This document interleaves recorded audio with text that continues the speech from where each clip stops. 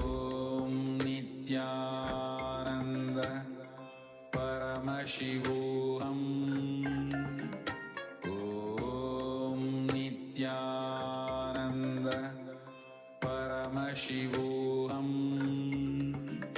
Om Nithyananda Paramashivoham. Om Nithyananda Paramashivoham. Om Nithyananda Paramashivoham. Om Nithyananda Paramashivoham. Om Nithyananda Paramashivoham.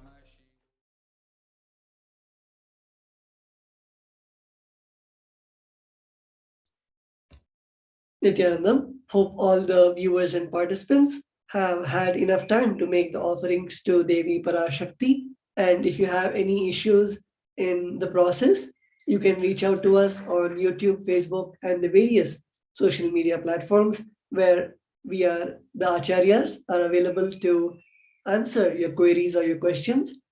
We will now be moving on to the next segment of the Devi Parashakti Akashic readings after a short break.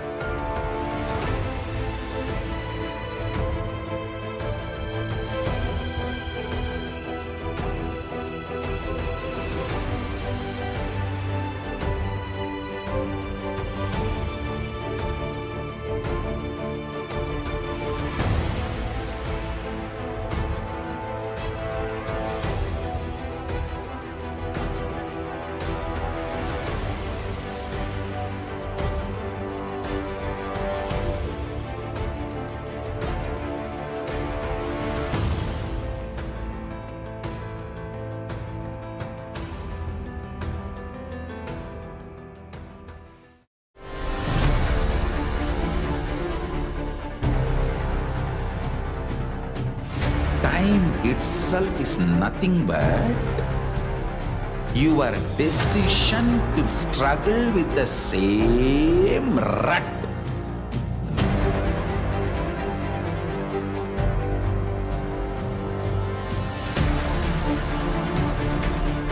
Your decision to struggle with the same rut is time, Kala. Your decision to swallow time is Kala Bhairava.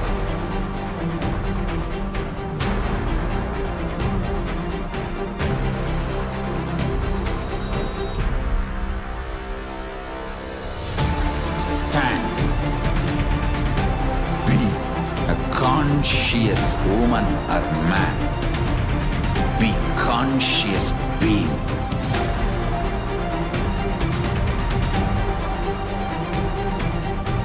Shrink the time through conscious will persistence. Make the future into present by being ferocious with yourself.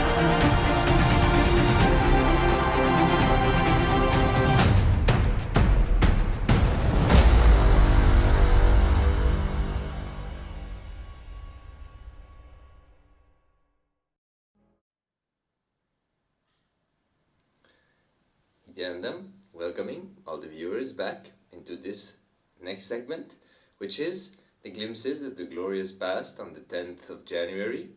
So in this segment, as usual, we will be going through the years since the Supreme Pontiff of Hinduism started his public life and covering the various activities and various forms of contributions in order to restore the glory of Sanatana Hindu Dharma that the Supreme Pontiff of Hinduism has been doing since, again, he started his public life. So without further ado, we'll jump into the first year in today's segment. In the year 2001,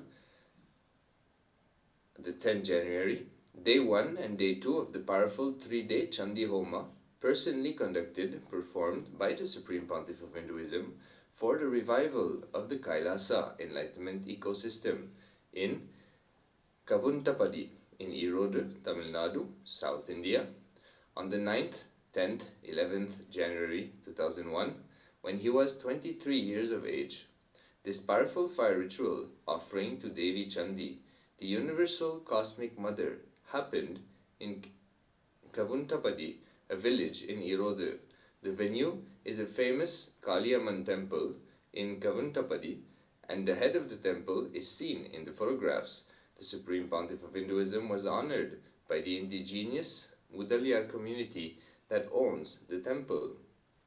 So as we know, the Supreme Pontiff of Hinduism was raised literally in the temple atmosphere, in the temple-based ecosystem. In the picture we can see he is personally conducting the Chandi Homa. Homa is a fire ritual where through the fire we invoke the god or goddess for which the ritual is being performed, in this case Chandi Devi. This is a very long ritual but extremely powerful ritual where we invoke one of the form of Devi for the sake of receiving her protection and her blessings. So the Supreme Pontiff of Hinduism used to conduct these rituals a lot when he started his public life. Even throughout his childhood, the Supreme Pontiff of Hinduism said that he is basically a Shakta, a worshipper of Devi Parashakti. And this ritual he has performed many, many times as he grew up. And here we can see that he is enriching the world and sharing that space which he experiences when he does this specific and special ritual with the world, enriching people with higher states of consciousness through these sacred Hindu rituals. We can see a few more pictures. The Supreme Pontiff of Hinduism on the left offering Aarti, and on the right offering the sacred cloth to the Agni, to the fire. You can see offering milk.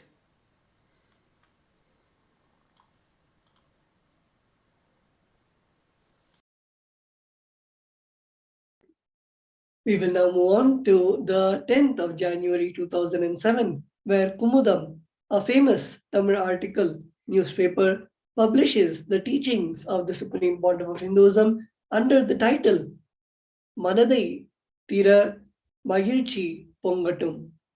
Here we can see the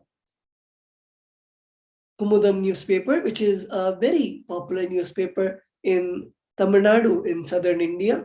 And we can see the Supreme Pontiff of Hinduism's teachings published in the newspaper.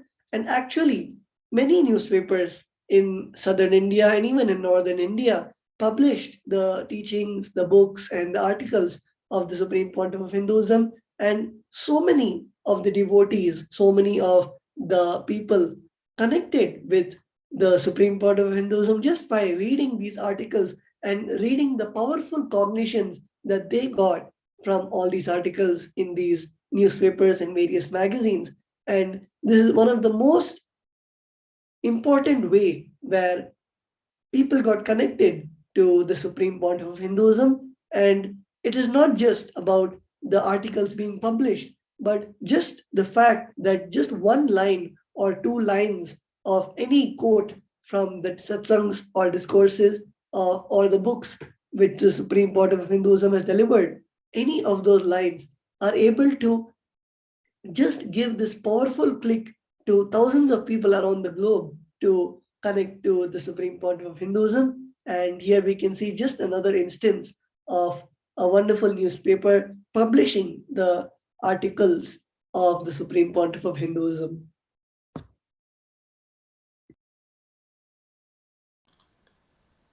Jumping into the year 2008, again on the 10th of January, the Supreme Pontiff of Hinduism visits Namakkal district in Tamil Nadu in India. He blesses all the devotees who had come to have a glimpse of the Supreme Pontiff of Hinduism.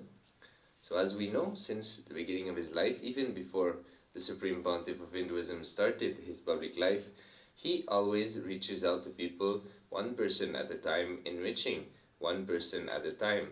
Supreme Pontiff of Hinduism shared in the past that this entire mission, this entire revival of the Sri Kailasa nation has happened only with simple hard work, with integrity, one person at a time, reaching out, listening to their requests, listening to their needs, and causing their reality one by one and reaching out one by one. So here we can see pictures on the left where the Supreme Pontiff of Hinduism is being received by devotees, disciples, followers in the South India, in Tamil Nadu, in the district of Namakkal, and on the right, giving darshan and giving blessings, boons, healing the whomever came to him with whatever purpose. So the Supreme Pontiff of Hinduism has always been extremely open to receive people and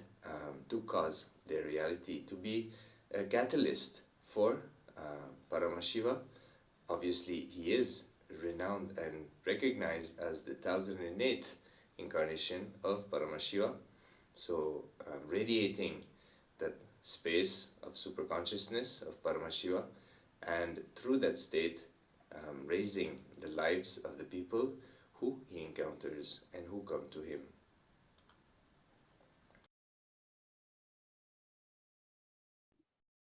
We will now be moving on to the next year, which is the 10th of January 2010, where the Supreme Pontiff of Hinduism delivered the Bhagavad Gita Satsang in Chennai.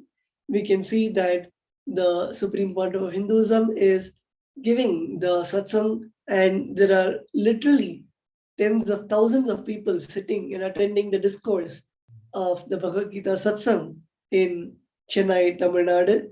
We can see the Supreme Pontiff of Hinduism expanding on the various scriptures like the Bhagavad Gita and the various sacred secrets that Bhagavan Sri Krishna has delivered in the Bhagavad Gita.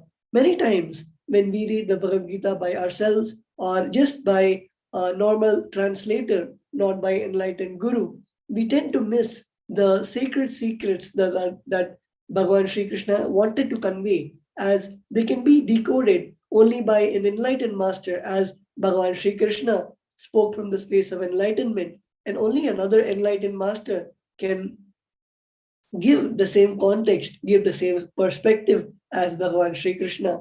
So all of us can be very fortunate that the Supreme Pontiff of Hinduism has decoded this wonderful scripture to all of us.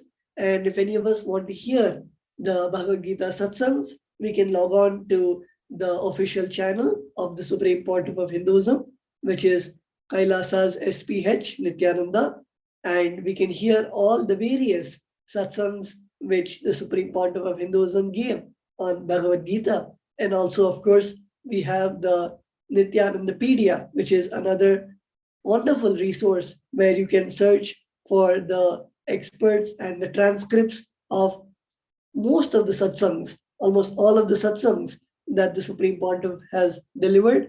And we also have the Bhagavad Gita decoded book available. All of us can go to kailasa.org, and in the website we can see the online ebook of the Bhagavad Gita for free, and all of us can download and read the Bhagavad Gita many times just after coming back from work or coming back from school. Just reading one page or at the starting of the day reading one page of Bhagavad Gita can literally give you the click to run your whole day or to find a solution that for a problem that you are facing, for a place in your life where you are stuck.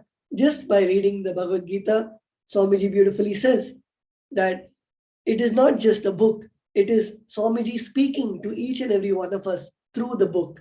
And it is so auspicious that the book is given out as Bhagavan Paramashiva in the Vedas and Agamas says that knowledge is free. The Supreme Pontiff of Hinduism is adhering to the principles instructed by Paramashiva in the Vedas and Agamas, and all of us can read the Bhagavad Gita and various other books which the Supreme Pontiff of Hinduism has written for free. And all this can be found on kailasa.org, the official website of the Sri Kailasa. And we will now be moving on to the next year. Just quickly wanted to add before moving on to the next year, as you can see in the picture on the right side, when the Supreme Pontiff of Hinduism used to conduct these satsangs or mahasatsangs outside of his main monastery in Adi Kailasa, these satsangs used to be attended by hundreds of thousands of people.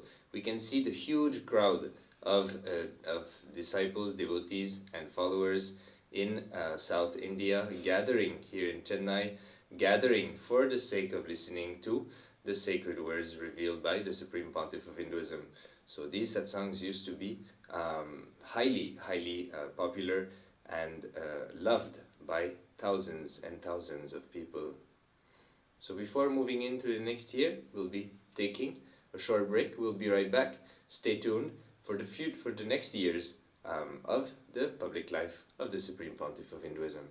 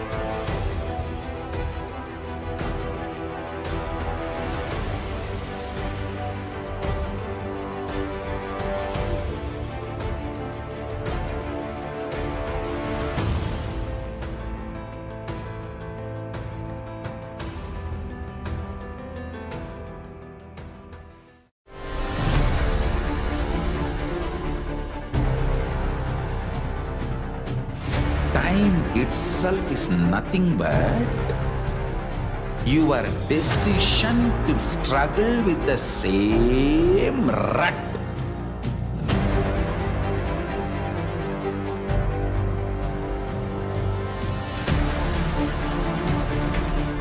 Your decision to struggle with the same rut is time, Kala.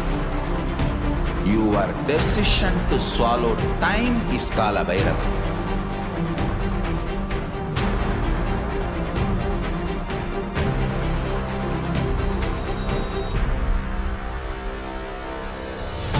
Stand. Be a conscious woman or man. Be conscious being.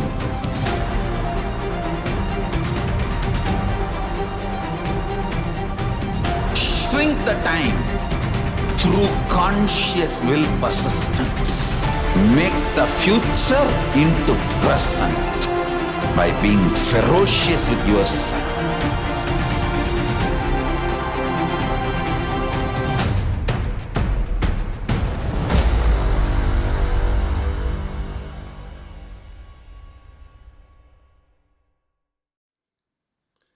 So moving on to the next year, the year 2011, on the 10th of January, as part of the morning satsang, the Supreme Pontiff of Hinduism explained the communion possible with the Vedic deities and how they can help create the realization of sacred truths within us.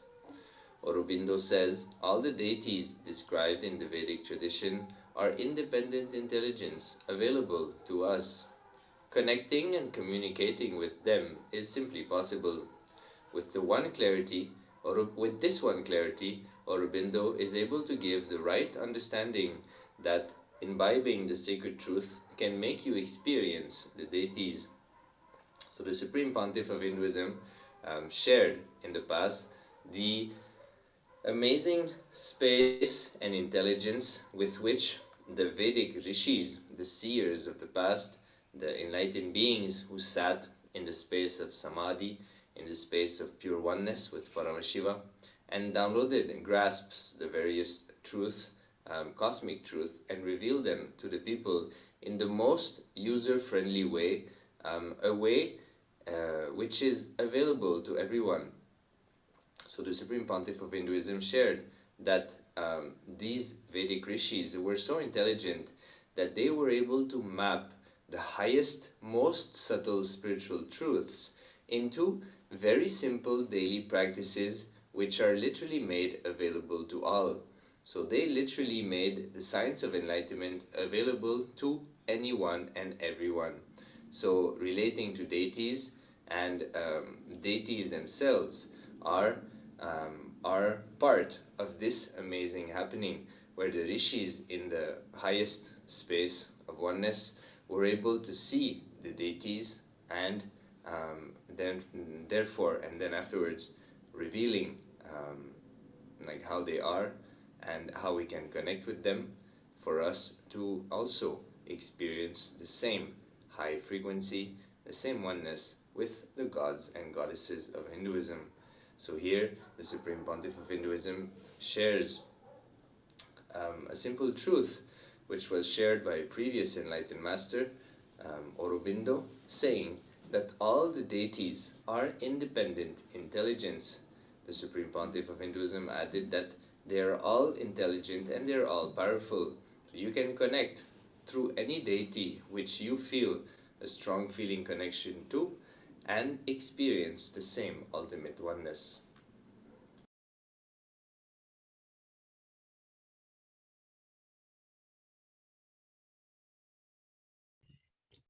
We will now be moving on to the next year, which is the 10th of January 2012, where the Supreme Pontiff of Hinduism visits the Madurai Meenakshi temple, which is one of the most famous temples in southern India, directly having the Jiva Samadhi, the bodies of Devi Meenakshi and Bhagavan Sundareshwara.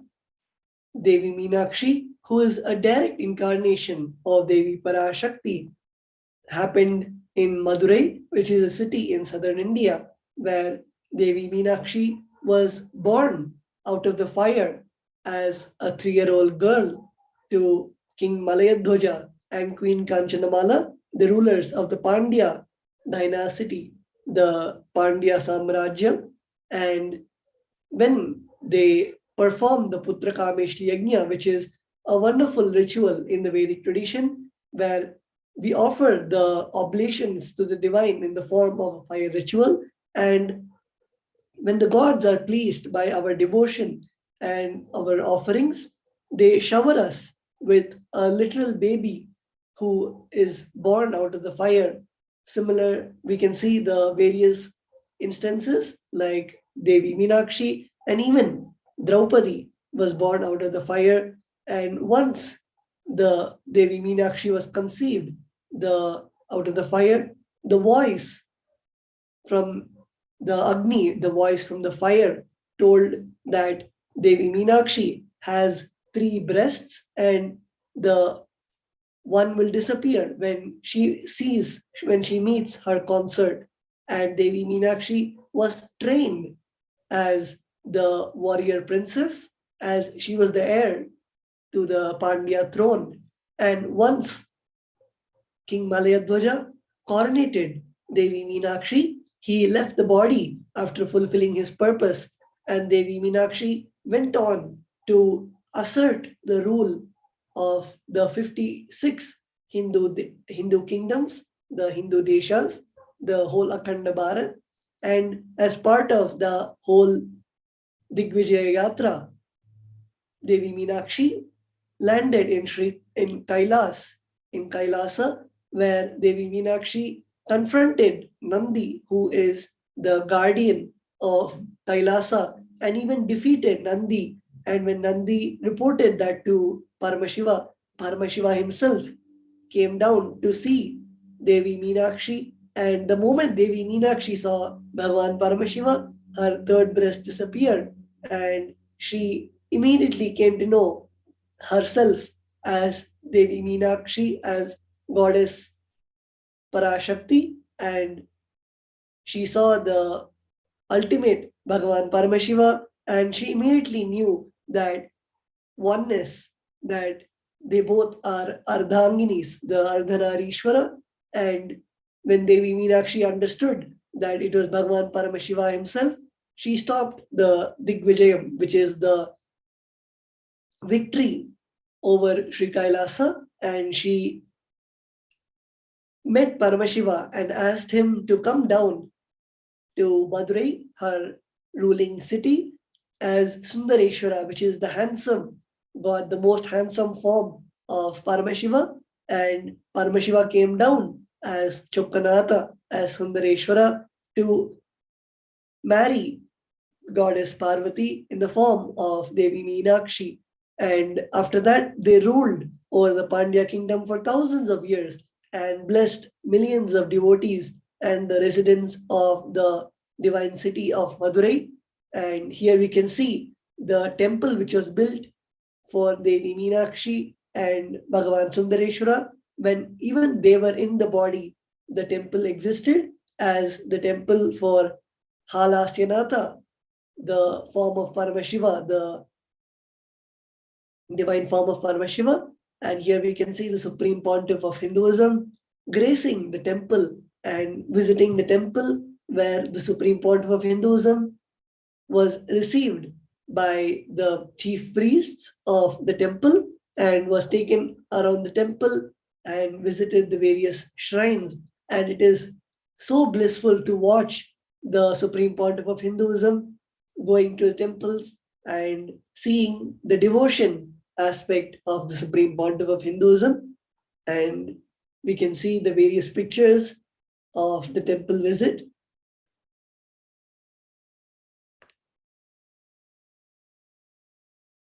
And with that, let us now move on to the next years.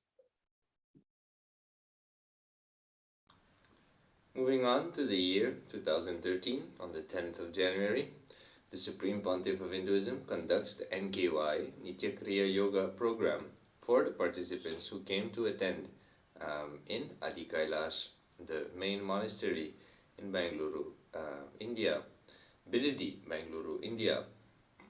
So the Supreme Pontiff of Hinduism, since he started his public life, designed hundreds of programs and made these programs available to whomever wanted to attend. So here we have a glimpse of the NKY program, which is the Nitya Kriya Yoga program, where the participants came and underwent different processes that the Supreme Pontiff of Hinduism made available to all. The Supreme Pontiff of Hinduism also sits for these processes, guiding the participants, encouraging them, and literally enlightening them by his presence and guidance. So we can see the participants on the right during some processes engaging with each other, and other processes sitting on their own and looking in and identifying what needs to be identified. These programs are there to remove the blockages, the energy blockages within ourselves, so that our chakras can expand to their natural state, natural size, so that the Kundalini energy can flow freely in the body, and that the highest states of consciousness, the oneness with Paramashiva, can be glimpsed and realized. So the Supreme Pontiff of Hinduism gave a glimpse of this ultimate oneness to thousands and thousands and thousands of people through various programs, whether physically or online, since he started his public life. So we can have a glimpse of that in these pictures for the year 2013.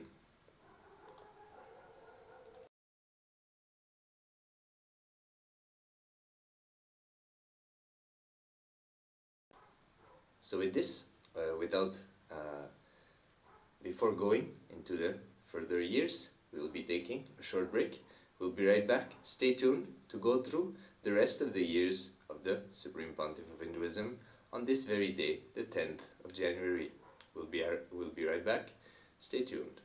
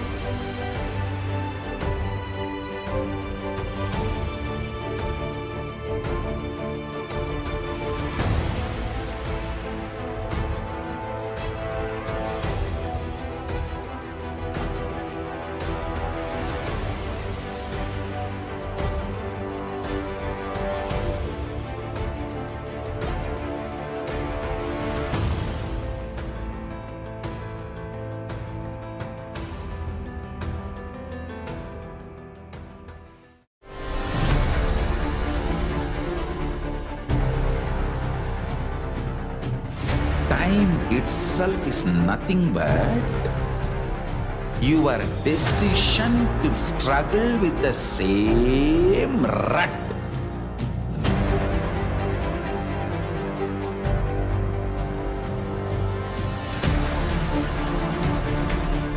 Your decision to struggle with the same rut is time, Kala.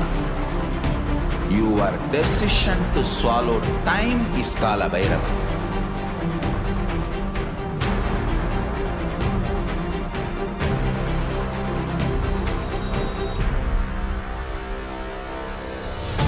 Stand. Be a conscious woman or man. Be conscious being.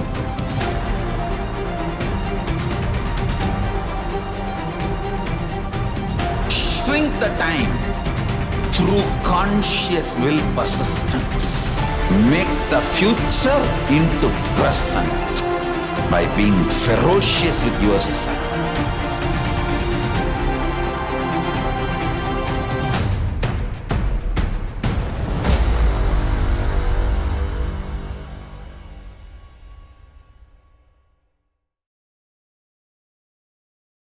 Nithyanandam, welcoming back all the participants watching us live on YouTube, Facebook, and the various other social media platforms. We were looking at the divine Leela, the glimpses of the glorious past, and we will now be looking at the 10th of January 2014, where in the Nitya Satsang, the Supreme Pontiff of Hinduism describes how many various groups in the world exploit us by reinforcing our SDHT, which is self doubt, self hatred, and self denial. These three alone keep us from expanding and having success in life. Advaita Vedanta is the only religion that teaches us the science of completion, giving us the exact tools needed not only to excel in life, but to allow enlightenment to flow in us. We can see the wonderful satsang, the powerful cognition given by the Supreme Pontiff of Hinduism, where many of us continuously cherish the STHT patterns that we have. And only when we are in the space of completion, only when we are in the space of Advaita, only then we have the exact way just not to excel in the various fields like excelling in our job, excelling in studies, but to excel in life and to allow enlightenment to flow in us. Many of us would ask what enlightenment is and think that enlightenment is only attained only when we become God or when we start manifesting some great siddhis or powers. But here, Swamiji beautifully explains that continuously in our life, living without the self doubt, self hatred, and self denial, that is the way we can allow enlightenment to flow in us. And to have and to receive more of these powerful cognitions, all of us can log on to YouTube, the official channel of the Supreme Pontiff of Hinduism, to see more videos and satsangs about these various powerful cognitions revealed by the Supreme Pontiff of Hinduism.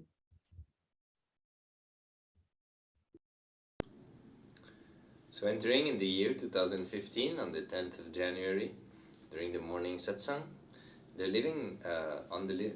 Supreme Pontiff of Hinduism continues to reveal about Living Advaita series, Living Oneness on Upanishads.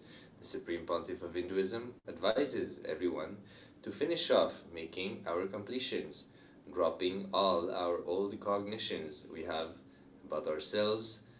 We will then be able and ready to receive the cosmic cognitions, Upanishads.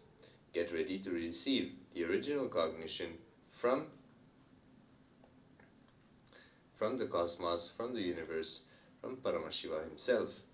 So in this series of Living Advaita, again made available to everyone on the Supreme Pontiff of Hinduism's main YouTube channel, Kailasa's HDH Nithyananda Paramashivam.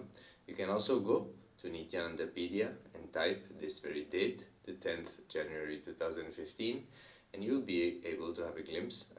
You'll be able to actually have the entire discourse made available to you freely. As we shared earlier, in Hinduism, knowledge is free. So in this satsang, the Supreme Pontiff of Hinduism stretches on the importance of getting in the space of complete completion now and dropping all our old inadequate cognitions about life, which are shrinking us and which are reinforcing our self-doubt, self-hatred, and self-denial. And the Supreme Pontiff of Hinduism shares that once that is done, we get into the space of readiness, the space of oneness, the space of listening, allowing us to receive the highest cosmic cognitions revealed in the Upanishads. And when these cognitions enter us through the space of Shravana, the space of deep listening, the manana starts, the internalization of these cognitions starts to happen in us, and at the same time, the nididhyasana, the capacity to radiate these higher cognitions, unfolds, and we start to enrich the world and people around us with these higher cosmic cognitions revealed by the rishis in the Upanishads.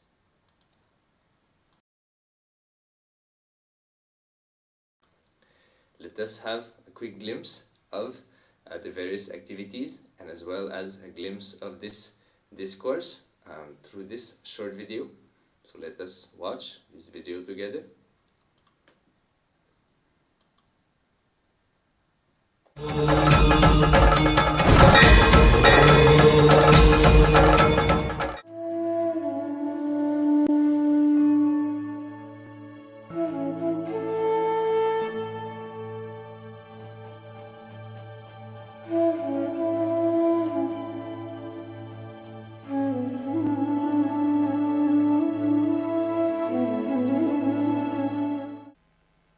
Today, the 6th day of the Nithyananda Brahmotsavam. Today the Leela Alankara is realizing the incarnationhood, realizing the incarnation purpose, the mission. It happened in Omkareshwar, that's a Leela, and all the gods and goddesses are there. Today we are going to be having Meenakshi Thirukkalyanam. The Devis, Mahadevas merge with Mahadevi. So for Thirukkalyanotsava, everyone has gathered.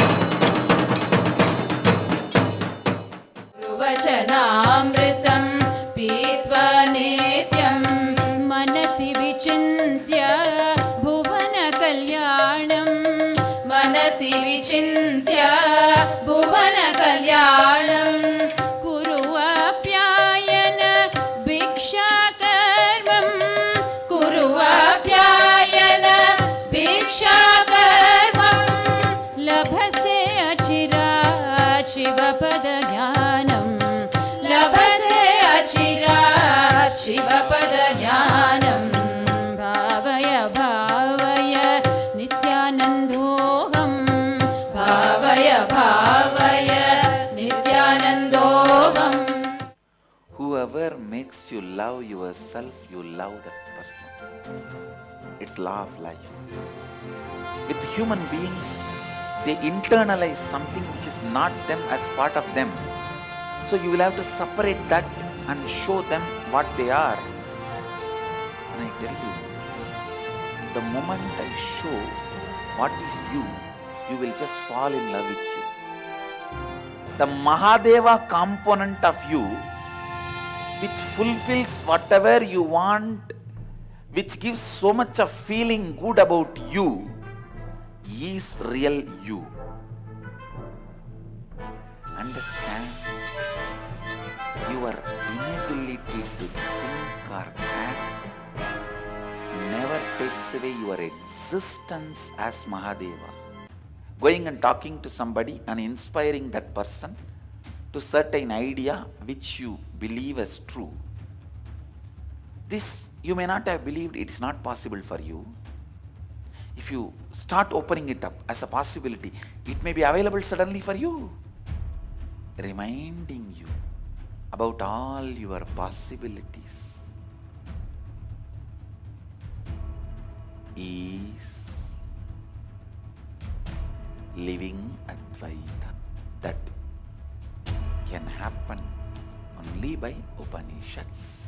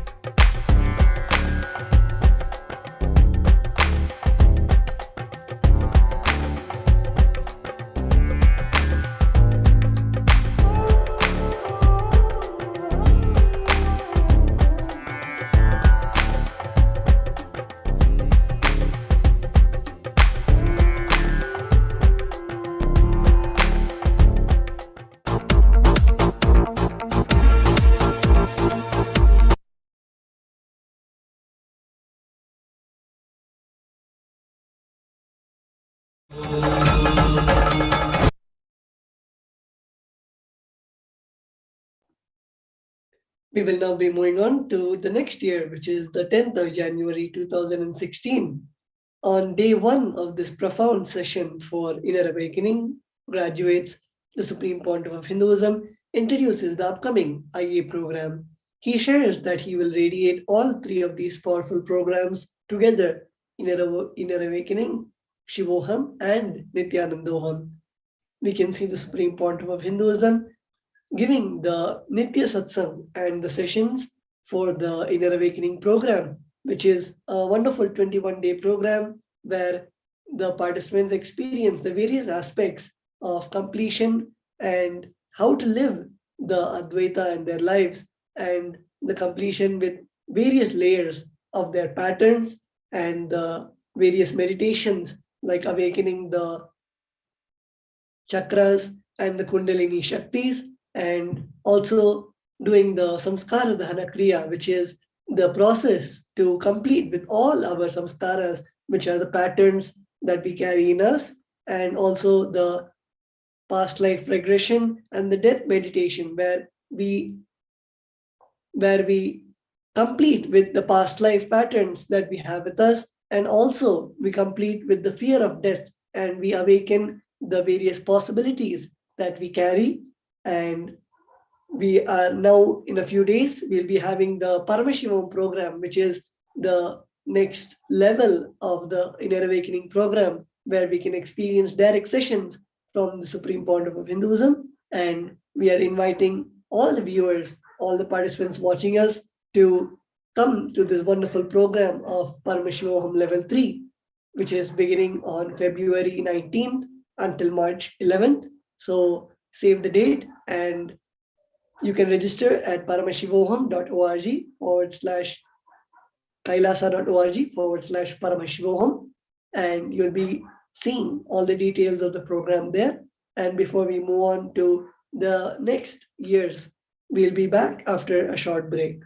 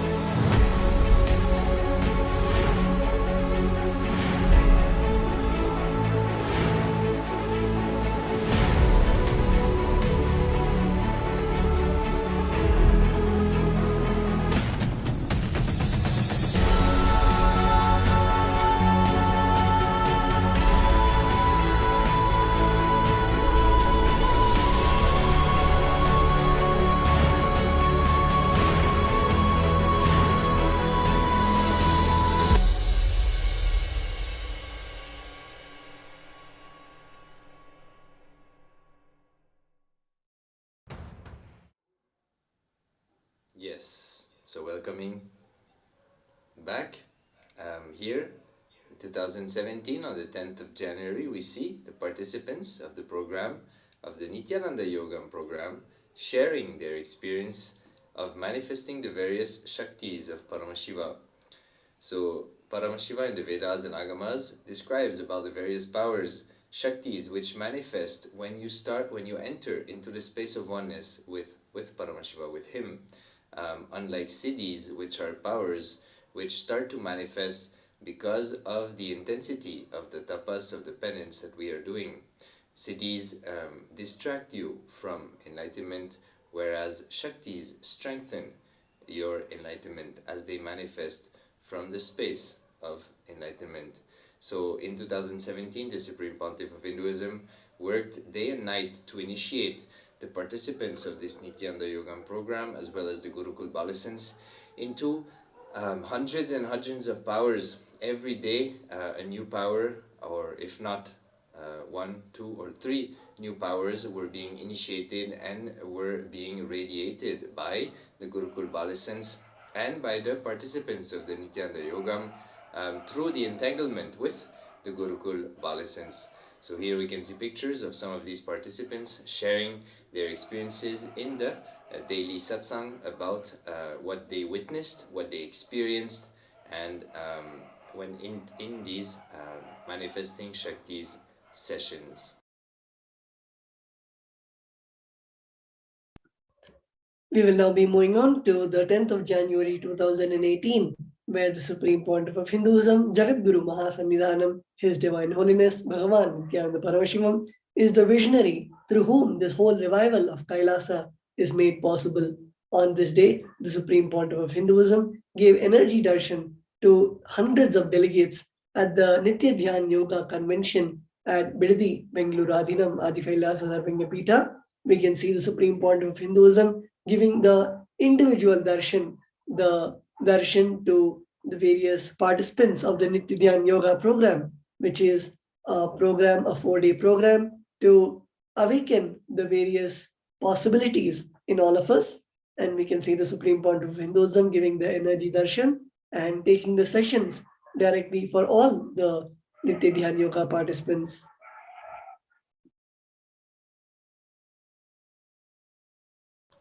So entering into the year 2019, the Supreme Pontiff of Hinduism gives the Paramashiva Darshan as part of the Paramashivoham program.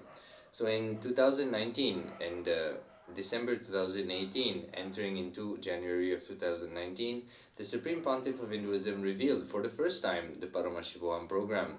It was a program which was made available to all the participants who gathered into Adi Kailasa in Bidadi, Bengaluru, India. And the Supreme Pontiff of Hinduism gave that program remotely through 3D darshans, as we can see a picture here, and we'll be watching a short video shortly.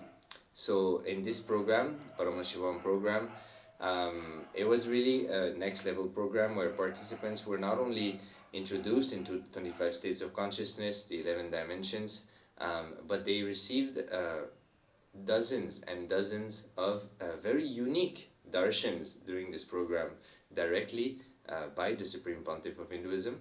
So we'll be going through a glimpse of one of these darshans right now.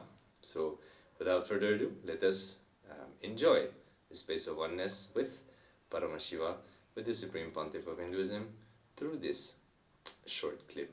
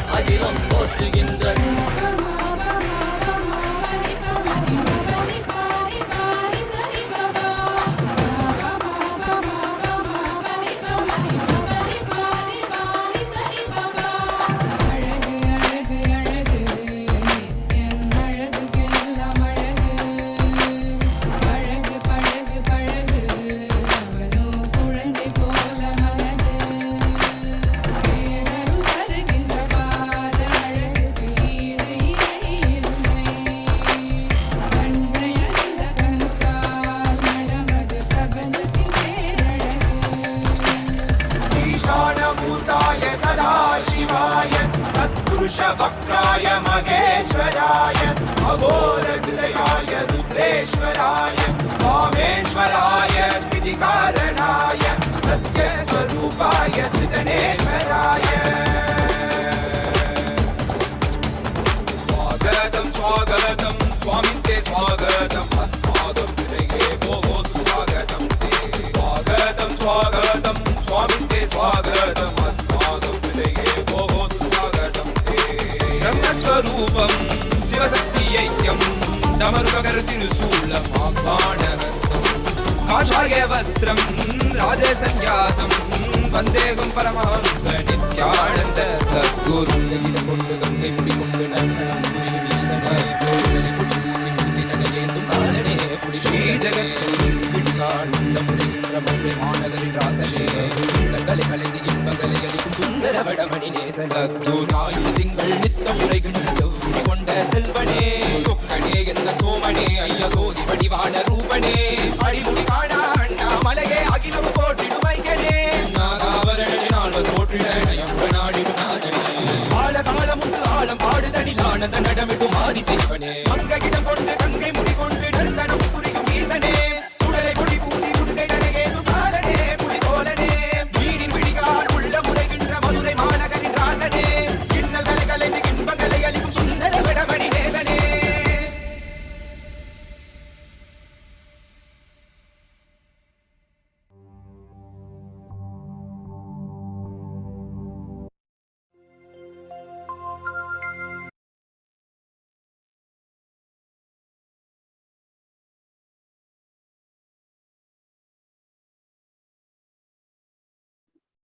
We will now be moving on to the next year, which is the 10th of January 2020, where the Supreme Pontiff of Hinduism, Jagadguru Mahasannidhanam, His Divine Holiness Bhagavan Nithyananda Paramashivam, expounded on the cosmic principles. Bliss is good puja.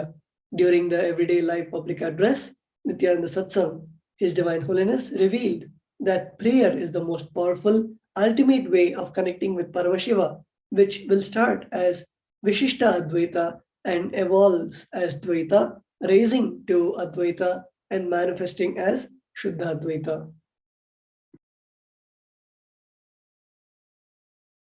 We can see the various pictures of the live Nithyananda Satsang.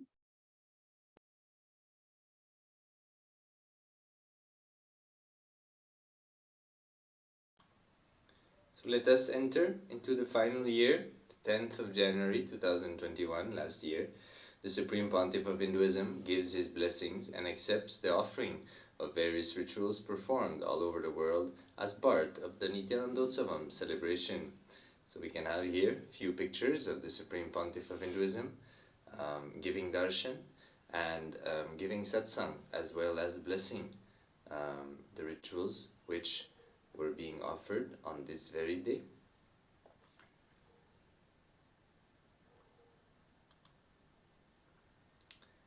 So with this, we'll be entering into the space of meditation, of restful awareness. Let us now get ready to receive the darshan of Devi Parashakti. We will now be entering into the meditation. Please sit straight, close your eyes, with your head, neck and spine in a straight line. Visualize Swamiji, the Supreme Pontiff of Hinduism, in your third eye or Anandagandha.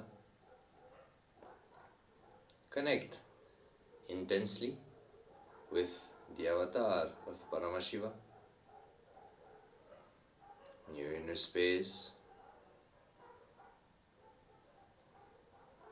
Unclutch from all the mental activities and whatever you have experienced or you are yet to experience in today. Breathe in deeply. Breathe out deeply.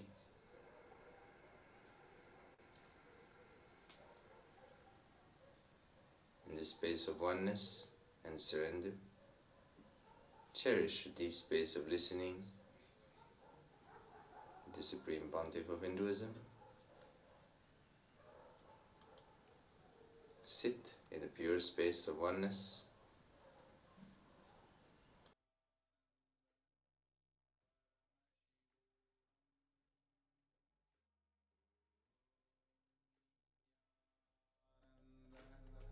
Paramashivoham. Om Nithyananda Paramashivoham. Om Nithyananda Paramashivoham. Inhale deeply, slowly. Exhale deeply and slowly.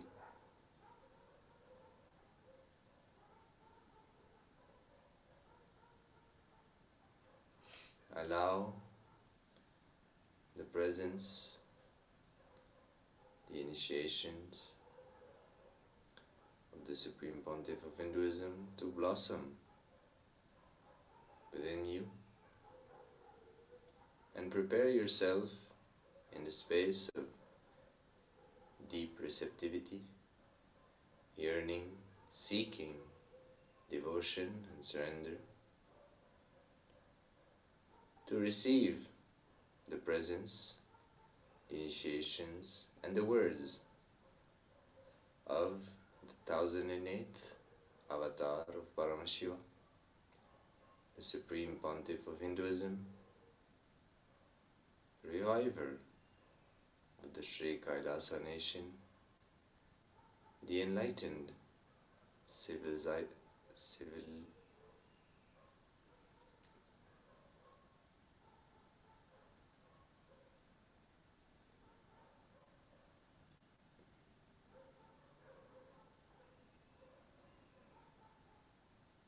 Get ready. Slowly, very slowly, please open your eyes and be ready to experience oneness with Paramashiva.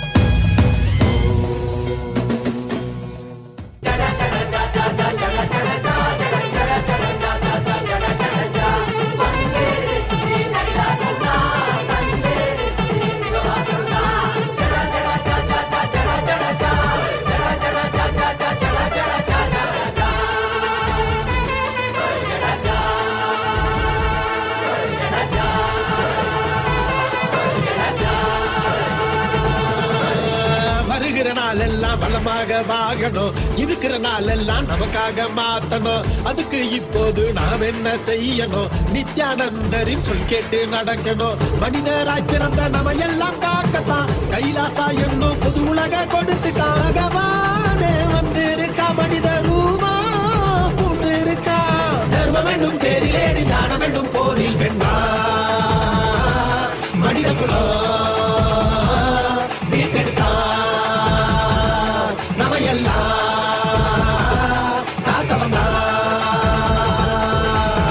வந்துருச்சி கைலாசம்தான், தந்துருச்சி சிவவாசம்தான். வந்துருச்சி கைலாசம்தான், நமக்கு தந்துருச்சி சிவவாசம்தான்.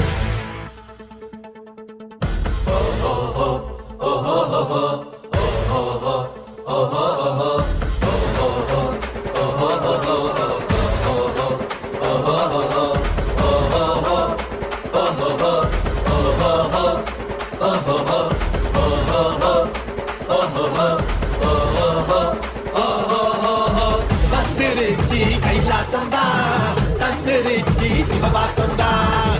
வந்துருச்சி கைலாசம்தான், நமக்கு தந்துருச்சி சிவவாசம்தான்.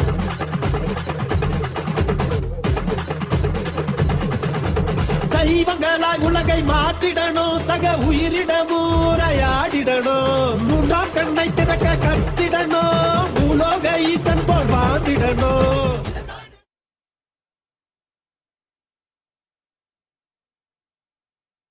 ॐ नित्यानन्देश्वर परमशिवसमारम्भाम् नित्यानन्देश्वरि परमशिवशक्तिमध्यमाम् अस्मदाचार्यपर्यन्ताम् वन्दे गुरुपरम्पराम्.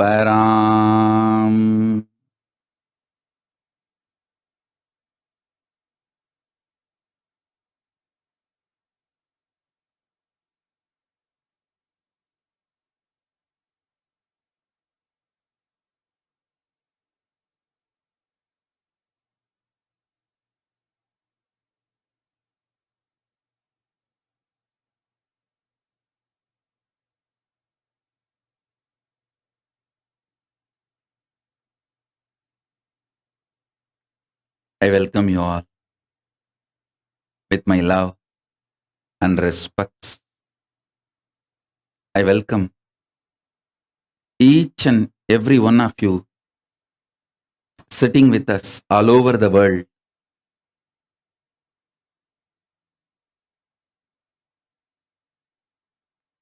I welcome all the living, practicing Hindus, de facto Kailasians from all over the world. I welcome every important guest, all the dignitaries who are sitting with us all over the world, the official representatives from various countries,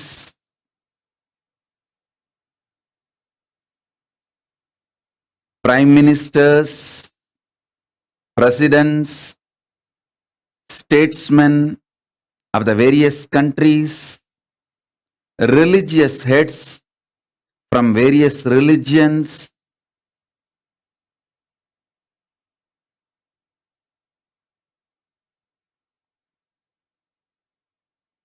thank you all for being here. It's because of all of you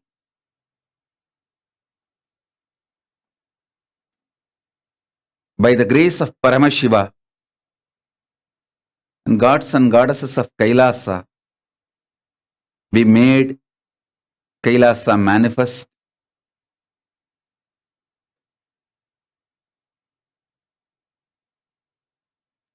I sincerely wanted to thank each one of you being here. Thank you for being here. I am honored by all your presence,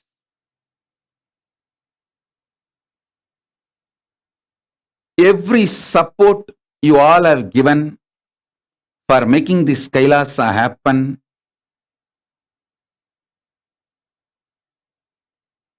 It's a joy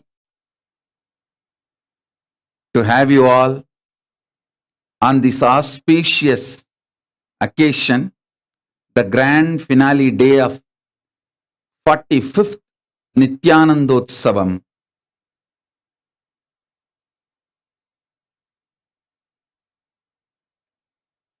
"45th Avataradina Brahmotsavam, grand finale day.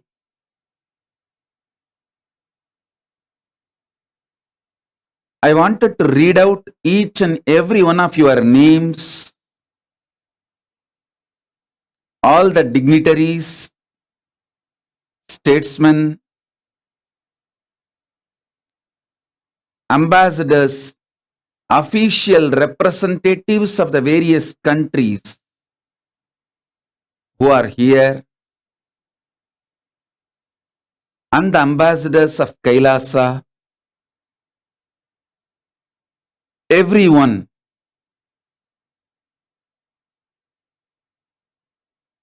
due to time constraint, please forgive me.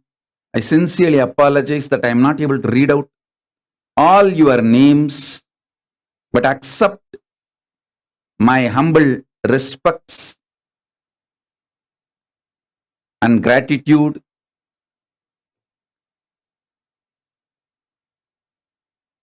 By the grace of Paramashiva, it's all of you who made this Kailasa revival of the ancient enlightened Hindu civilizational nation happen.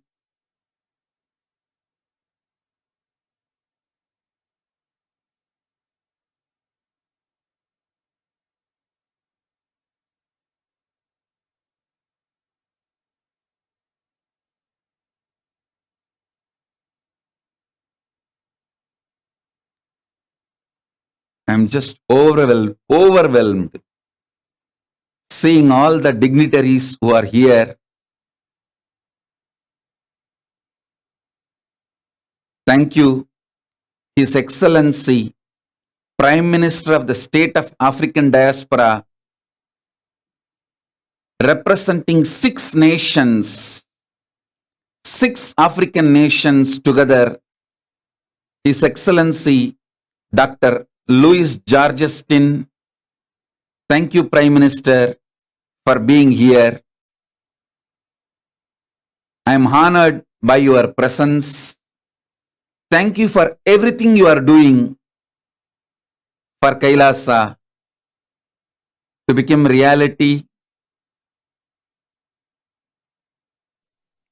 I wanted to sincerely thank every one of you for being here.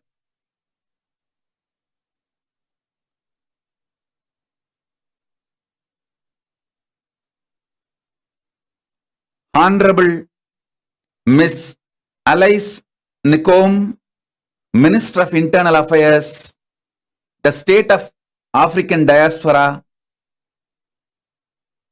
6th region of Africa. Thank you for Minister of Internal Affairs, Alice Nicom. Thank you for being here.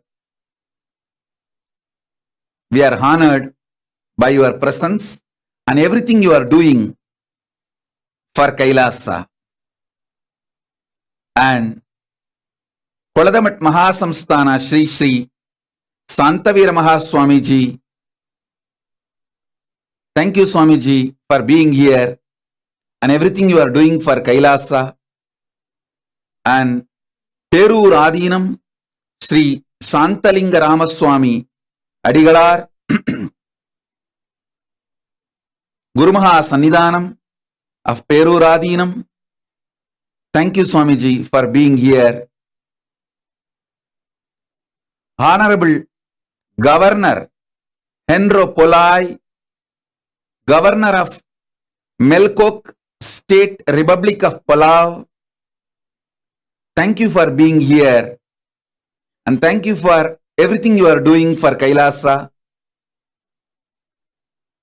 Lord Mayor, Entebbe City, Republic of Uganda, Fabrice Rulinda. Thank you for being here.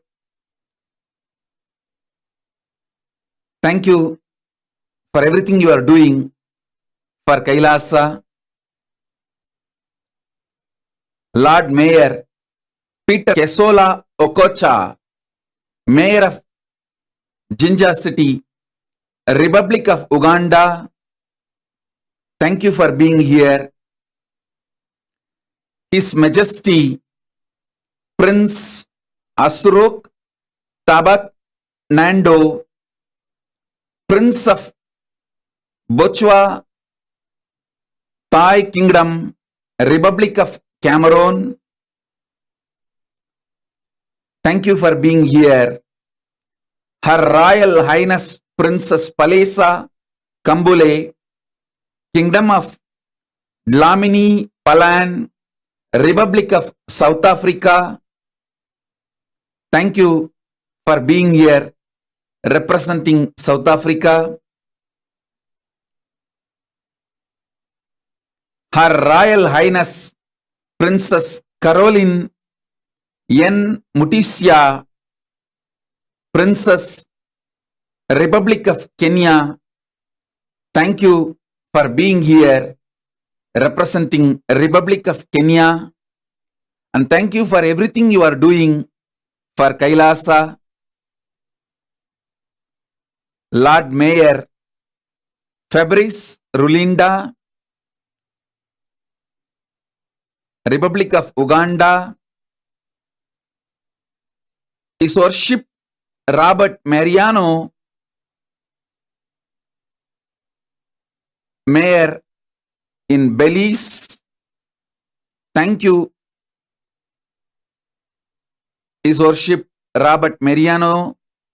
Thank you for being here, and thank you for everything you are doing for Kailasa.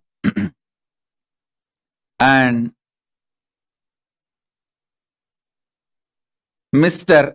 Francis Flores, Administrator of Dangriga, Belize. Thank you for being here. And Shri Bola Tapaji, Brigadier General of the Nepal Army. Thank you for being here, and thank you for everything you are doing for Kailasa.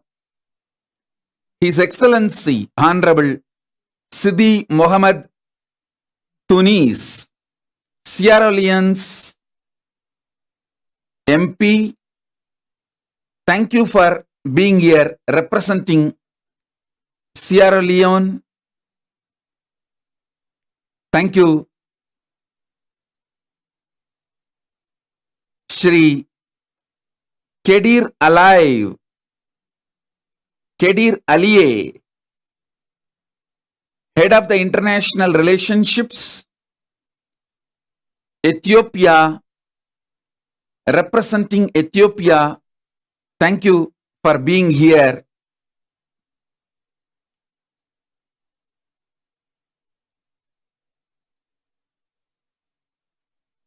Mr. Prabhakar Gaza, United Kingdom, CEO of the Hamilton Reserve Bank. Mr. Prabhakar Gaza, I sincerely thank you for being here and being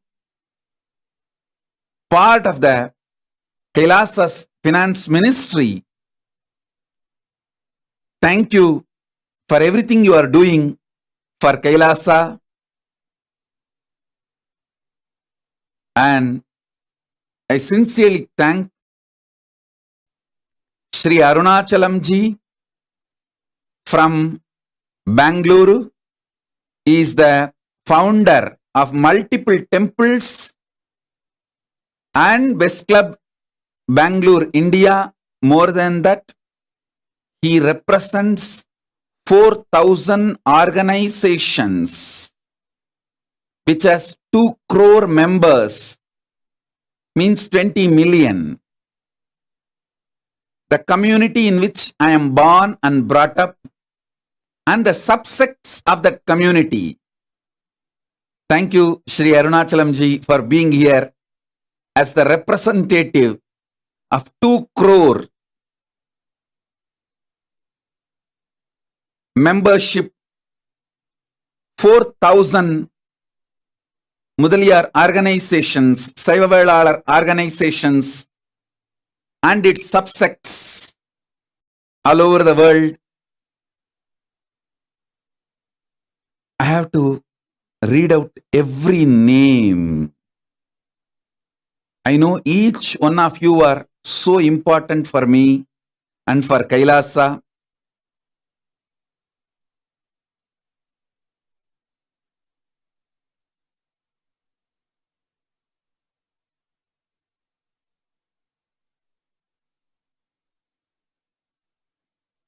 Thank you all for being here.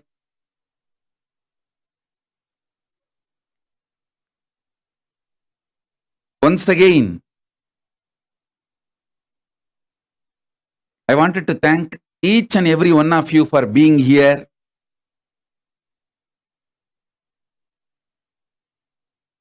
I feel honored by every one of you.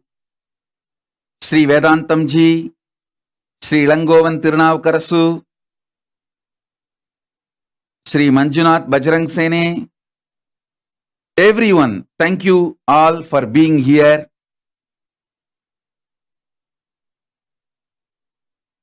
On this auspicious occasion, 45th Nithyanandotsava, Grand Finale Day.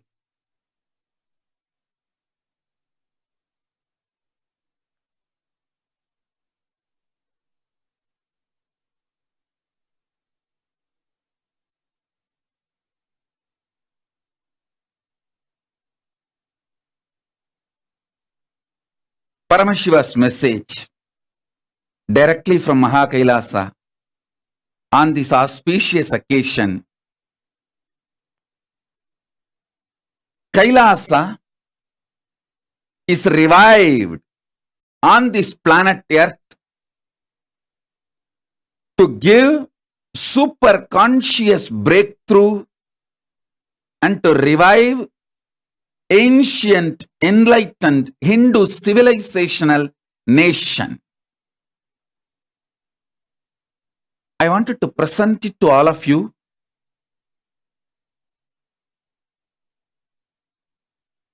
Till now, whatever has been achieved, all the landmark, whatever has been achieved,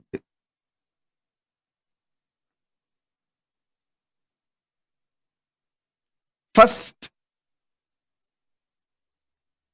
Kailasa is a civilizational nation. Even though we have a territory, defined territory, we are not just territory-focused nation. With the grace of Paramashiva, we do have a sovereign territory, sovereign land in more than one place. Few countries have graciously gifted a small piece of land in more than one place as a sovereign territory for Kailasa. So we do have a sovereign land treaty signed as per Vienna Convention in more than one place. And we do have few countries gifted a autonomous state, kind of a semi-sovereignty, land. We have full sovereign territory in more than one place, and also semi-sovereign autonomous territories given by different countries, gifted to us by different countries as per the Vienna Convention for Kailasa to function. And we also have diplomatic relationship with multiple countries. A full-fledged diplomatic relationship with multiple countries. And we have home country agreement with many countries. As you all may be aware, home country agreement means we will be having our embassy in their country, but they may not be having their embassy in Kailasa. The home country agreements, host country agreements, and we also have multiple sister city agreements with many nations, including United States of America, cities, and we have set of countries given us license to run the Kailasa banks, more than 27, and we have 6 countries accepting the Kailasa currency and given us the legitimate permission to run our reserve bank in their country, and we have more than 30 countries given a university recognition for our university. Nithyananda Hindu University given university status and recognition. Multiple levels, all these achievements were possible because of all of you. The grace of Paramashiva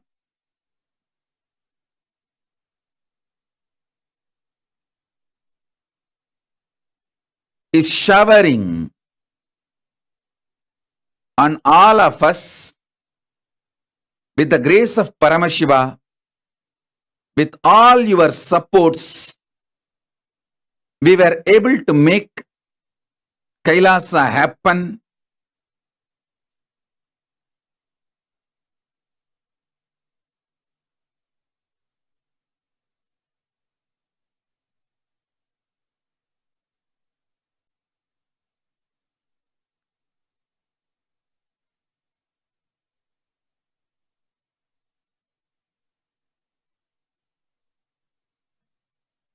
The purpose of Kailasa is to revive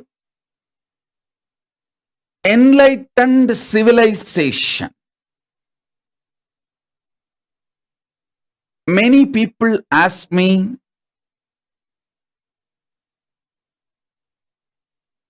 when India is there, Nepal is there, why Kailasa? I wanted to answer this question once and for all to all of you to clarify our stand. Kailasa is not a competition for India or Nepal or Bali or Thailand or any nation.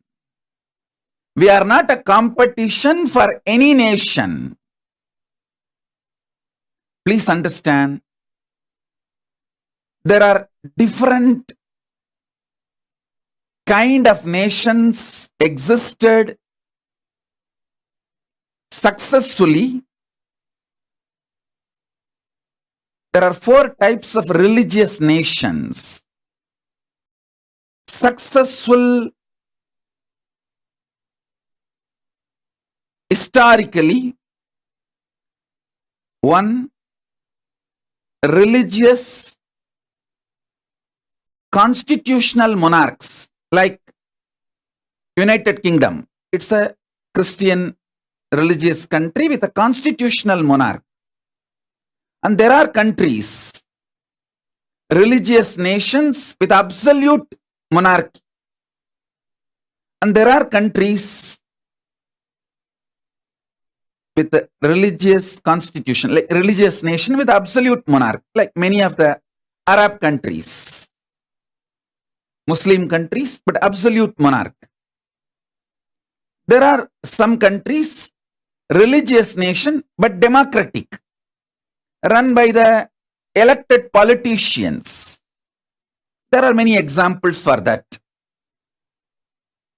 There are some countries run by the religious heads, religious nations run by religious heads like a Vatican, run by monks, religious heads. So please understand, even if India becomes Hindu nation, it will be more like a religious nation, democracy. Democratic religious nation. Even if Nepal becomes Hindu kingdom again, it will be a religious monarch. religious kingdom. But Kailasa is a religious nation run by enlightened Guru Parampara, enlightened beings. The Hindu Guru Parampara, religious order, just like Vatican for Christians. Kailasa is for Hindus. By the grace of Paramashiva, it is revived by incarnations and enlightened beings, and it will be run by the enlightened beings and incarnations. So please understand, Kailasa is not a competition for India or Nepal or Bali or Thailand or for Cambodia or for any country. We are only complementing. Kailasa is a seed bank of Hinduism.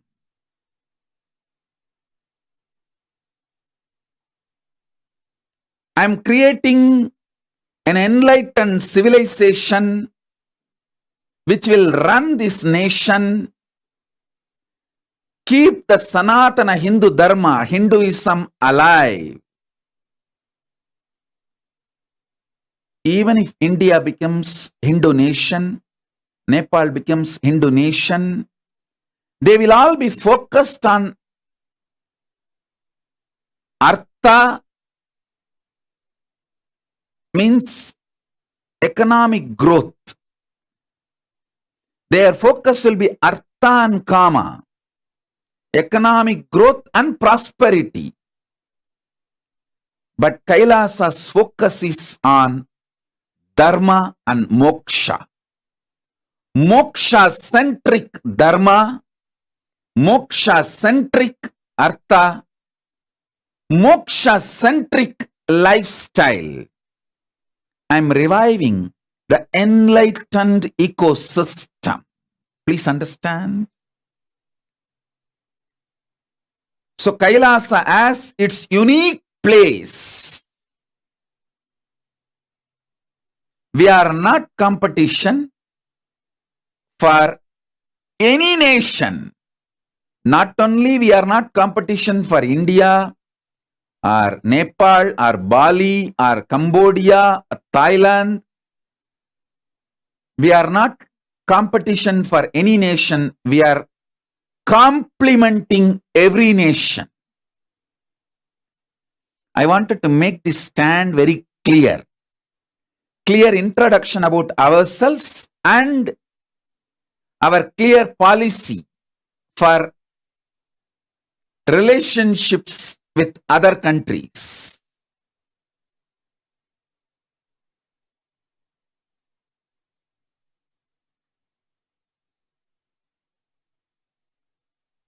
Our banks will function based on Hindu principles. Our land will be run based on Hindu constitution, Vedas and Agamas. Manu Dharma Shastras and other Dharma Shastras will be the jurisprudence of Kailasa in our territory, and ancient Hindu currency, which is already accepted by 6 countries,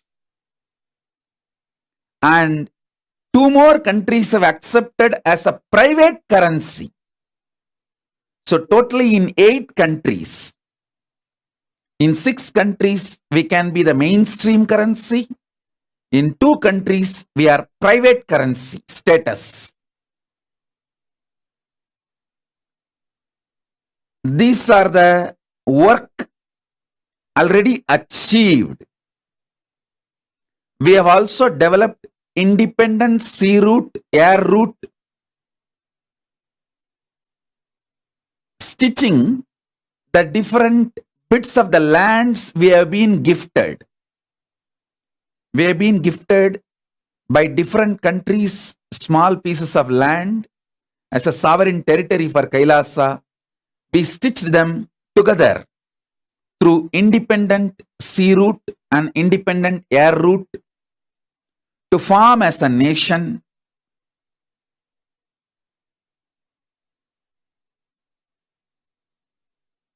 And many countries in which Hinduism is not even accepted as a religion, we have built a diplomatic relationship and working with them to accept Hinduism as a religion.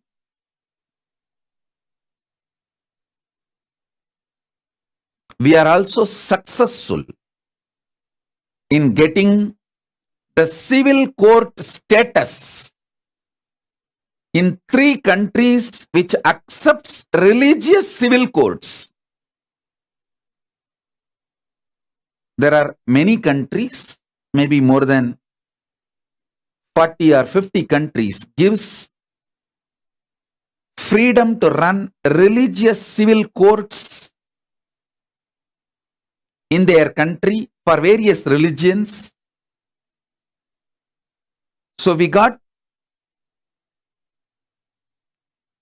recognition from 3 countries to have Hindu civil court. Of course, in our territory, Kailasa sovereign territory, we will be having Supreme Court of Kailasa, which will be the authority for the whole Kailasa, the first nation for Hindus. It will be a judicial body. It is already formed, and 3 countries we will be having civil courts as on now. We are working with many more countries to get the right to run the civil courts like other religions have their own civil courts. So in multiple countries, we have diplomatic relationship, full-fledged embassy relationship, and host country agreement, where we will be having our embassy there, but they will not be having their embassy in Kailasa, sister city agreements, and last but not the least, many countries, cities have declared Nithyananda Day.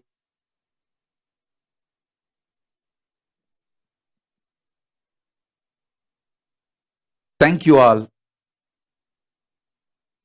for supporting Kailasa. Again and again, I wanted to give my gratitude. It's because of all of you, with the grace of Paramashiva, because of all of you, we made it happen.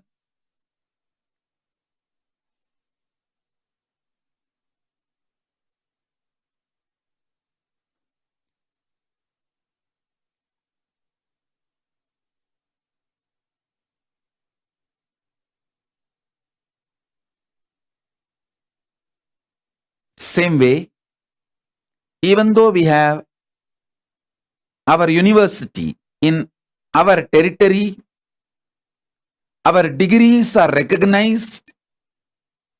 We are given university status in multiple countries.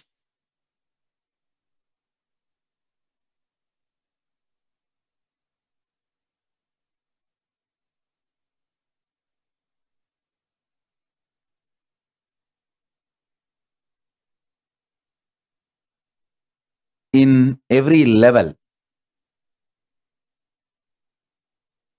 the level of diplomatic relations, in the field of education, in the field of economy,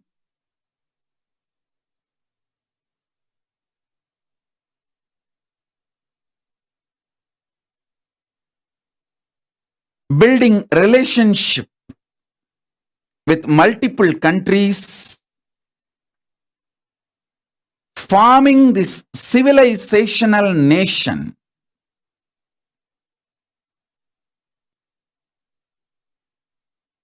Which is not restricted to territory alone,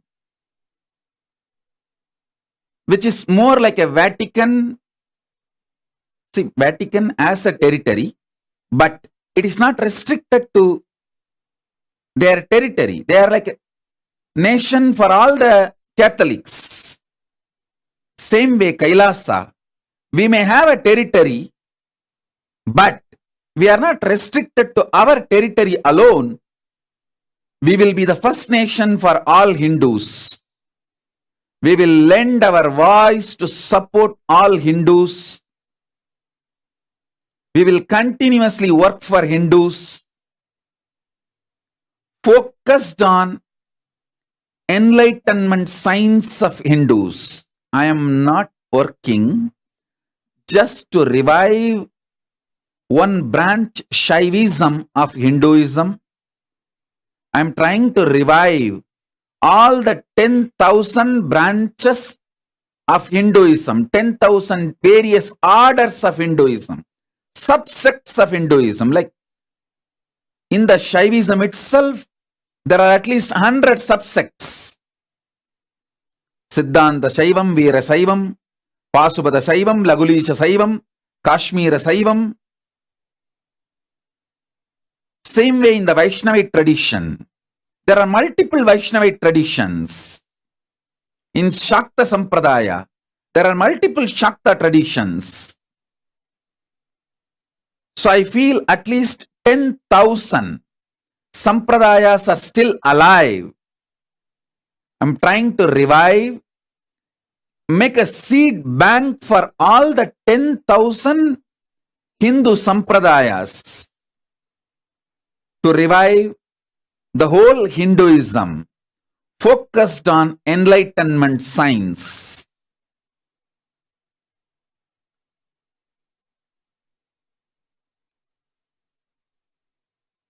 I was given Bala Sannyas, child monk initiation at the age of 3 by my predecessors. At the age of 10, had Paramashiva Darshan as Guru, Arunagiri Yogishwara. At the age of 12, had the Paramadvaita Anubhuti. And at the age of 16, received Yoga Pattabhishekam from my Gurus. And Gurus have attained Jiva Samadhi, Mahasamadhi from the age of 16. 1994, from the age of 16, by the grace of Paramashiva, this journey of reviving Kailasa till today is exciting, inspiring, successful because of all of you. So thank you all for making this happen in every level.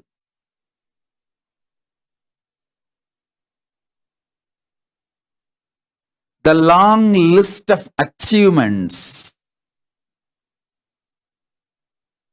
Kailasa had is just because of all of you sharing your moral support, political support, legal support, sharing your time, treasure, talent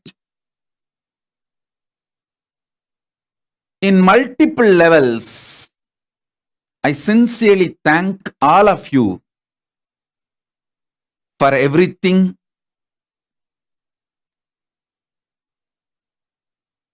In last 27 years, we have collected more than 2 crore books, manuscripts related to Hinduism in multiple languages. 2 crore 20 million. source books of Hinduism. We have archived them now, digitized them, making it available to the whole world free of cost, copyright free, for all of you to study, do research, enjoy, enrich yourselves, enlighten yourselves.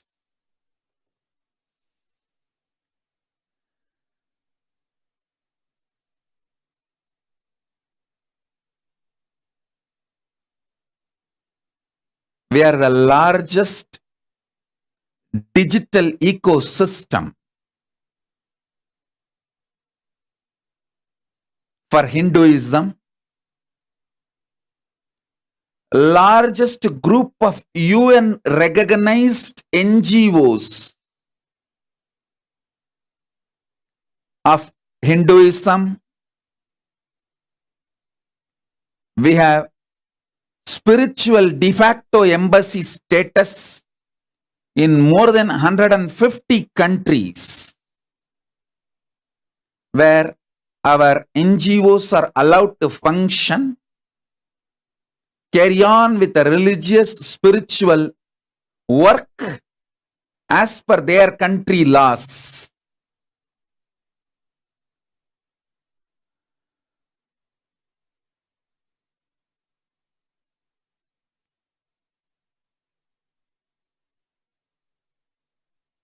All this is possible because of all of you. I sincerely want to thank all of you for being part of this great revival, ancient, enlightened Hindu civilizational nation. I wanted to take this moment to give my thanks, gratitude to the team which is working with me, my ministers, ambassadors. More than 100 teams are working with me, reaching out literally to every nation. Last 3 years, thousands and thousands of meetings with prime ministers, presidents, kings, queens, princes, minister of foreign affairs, lobbyists, influencers, Bollywood celebrities, journalists. The amount of work done is unimaginable. It's all possible. It was all possible because of the team which is working with me all over the world. Thank you, Team Kailasa. Thank you, Government of Kailasa. What is needed for a nation as per the international standard? 4 ingredients: sovereign land, permanent population, governing body, government, and ability to enter into relations with other nations. By the grace of Paramashiva, we made all 4 happen successfully to form a successful nation, to revive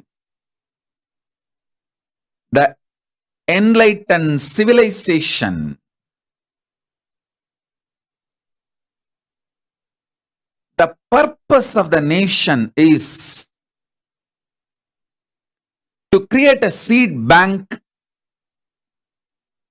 of all the ancient Hindu scriptures, Hindu knowledge, and showing to the world, demonstrating to the world, Hindu scriptures are working signs. demonstrable working science. It is not just some set of beliefs. It's a greater science about the life and cosmos. And Hindu jurisprudence, Dharma Shastra, is workable, practical. It can keep a society dharmic, integrated. Hindu Dharma Shastras, Manu Dharma Shastra, and other Dharma Shastras have a power to be the practical jurisprudence and keep a very stable, successful society. And Hindu social structure, Varnashrama Dharma, is practical, doable, sustainable,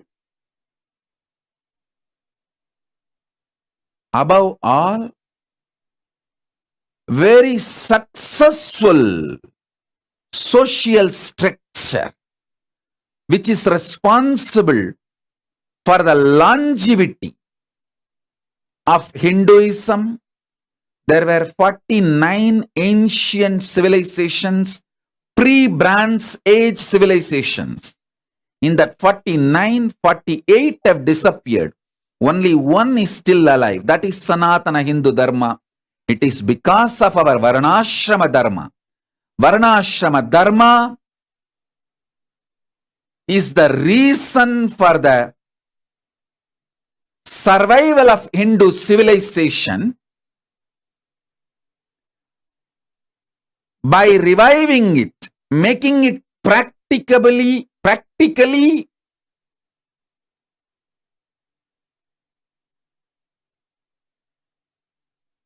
a living reality.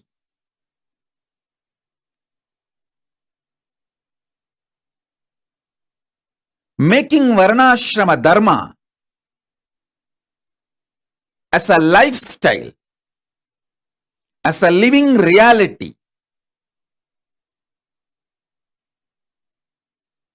We will show to the world Varnashrama Dharma is the most beautiful, amazing, enlightened civilization's core structure. Not only Varnashrama Dharma is practical, livable, doable, it's a most beautiful methodology for a successful civilization where powers of the nation is clearly spread, shared. Knowledge is in the hands of Brahmanas. Weapons are in the hands of Kshatriyas. Economy is in the hands of Vaishyas.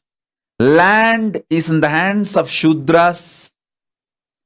So the power is shared between all four Varnas. And the same way, all four ashramas, Brahmacharya, Grihastha, Vanaprastha, Sannyasa, all four ashramas live their responsibilities, and as a collective society, successful, flourishing. I should tell you,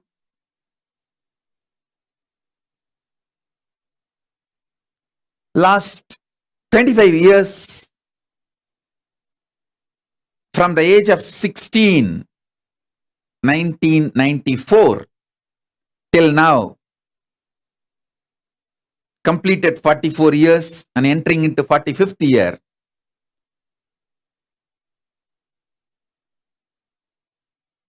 The simple way of working I adopted is one person at a time. One person at a time. I do not know smart work. I do not know any strategies. I am from a simple village. I am a village boy who is not even a graduate. I received the spiritual powers and initiation from my predecessors, my gurus. That's all. I am born and brought up in a temple community, temple ecosystem. We call it in Tamil, Koyil Perungudigal.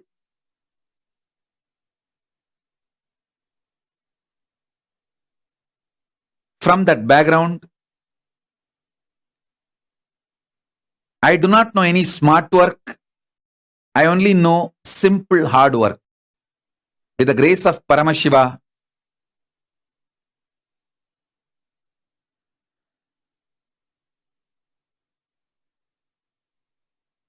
Kailasa has happened. Thank you all. Thank you all for being part of it. Every support I received from each of you, I wanted to take this moment and thank you all.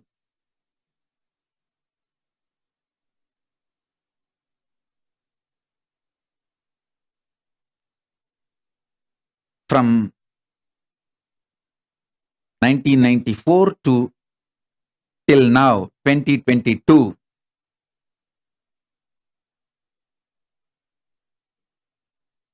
by the grace of Paramashiva, I revived the spiritual enlightenment ecosystem in multiple nations through the form of ashrams, temples, monasteries, communities.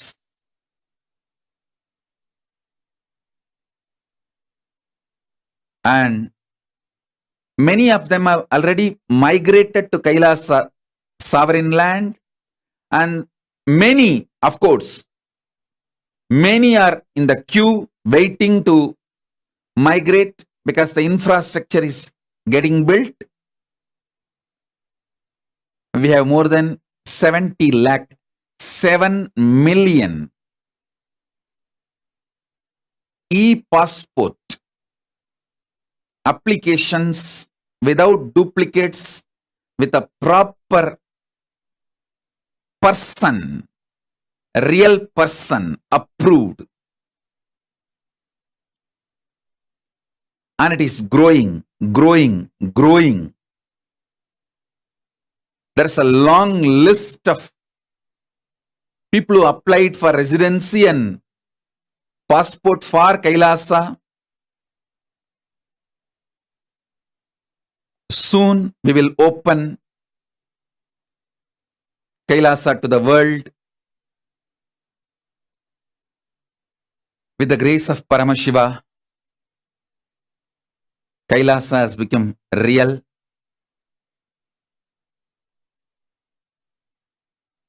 As I mentioned, Kailasa is not competition to India or Nepal or Bali or Thailand or any nation.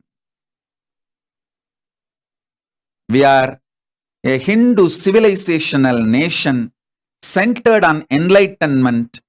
We will only be complementing to all the nations. We are spiritual, service-centric, enlightenment-centric, conscious-centric, civilizational nation with territory. Territory is more like headquarters. To run our university, to run our reserve bank, to run our own court, to show to the world Hindu jurisprudence is workable. It's a real model, successful model to show to the world Hindu economic principles are successful model. Hindu social structure is successful model. Ultimately, Kailasa and me, we both stand for one statement. Sanatana Hindu Dharma is real. Sanatana Hindu Dharma is real. All the values, principles, policies, ideas, knowledge Hinduism is sharing with the world is practical, doable, sustainable, and above all, it really makes the best human civilization with the core message Ahimsa Paramo Dharmaha. Non-violence is the ultimate cosmic value. The ultimate cosmic law. We are here not only to be non-violent and coexist, we are all here to enrich each other, enlighten each other, support each other, stand together as humanity. It is time we look beyond borders for solutions humanity is facing. Pandemic has taught a lesson to humanity. Borders have no meaning. Passports and visas have no meaning. Bank balances have no meaning. Weapons have no meaning. Armies have no meaning.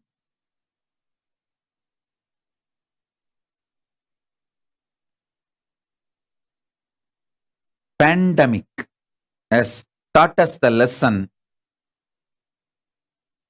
The whole humanity standing together is the only way we have a future. So,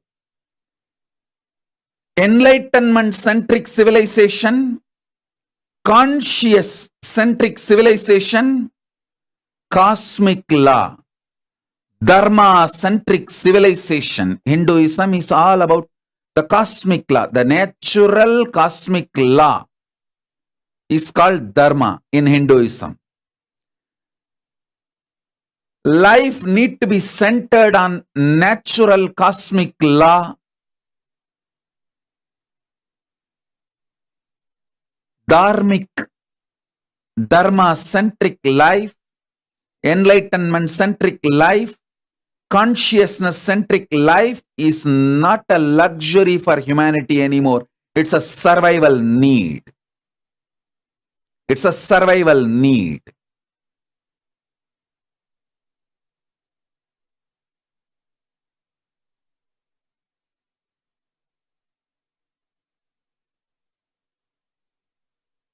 I request humbly, sincerely, all the statesmen who are here, the decision makers, influencers. We have so many kings, queens, princes, statesmen, prime ministers, representing various countries,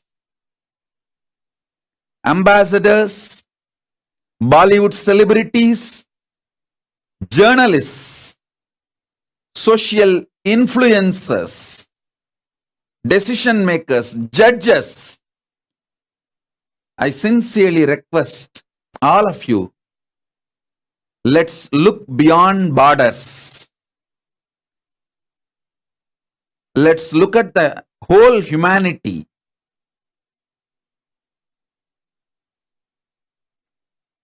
For the solutions we need now, All the problems we are facing, whether global warming or this pandemic, waves after waves of corona, or extreme poverty, mental problems, for all these problems, let's look for solutions beyond borders.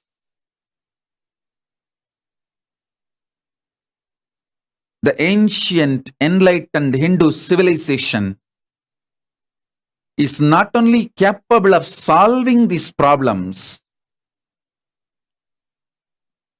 it can destroy the problems in the root level. My work is to revive this ancient enlightened Hindu civilization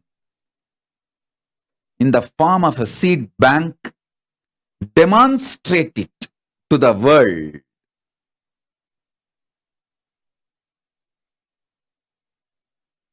Making the world to see, constantly arguing, talking about the Varnashrama Dharma has no use. It ends as empty debates. At least in one place, I wanted to show you how the real Varnashrama Dharma is the greatest vision for the best society, where the powers of the nation is distributed equally and human beings can coexist with minimal conflict or no conflict. Practical, successful, doable. At least in one place, if I demonstrate successfully, people can pick it up.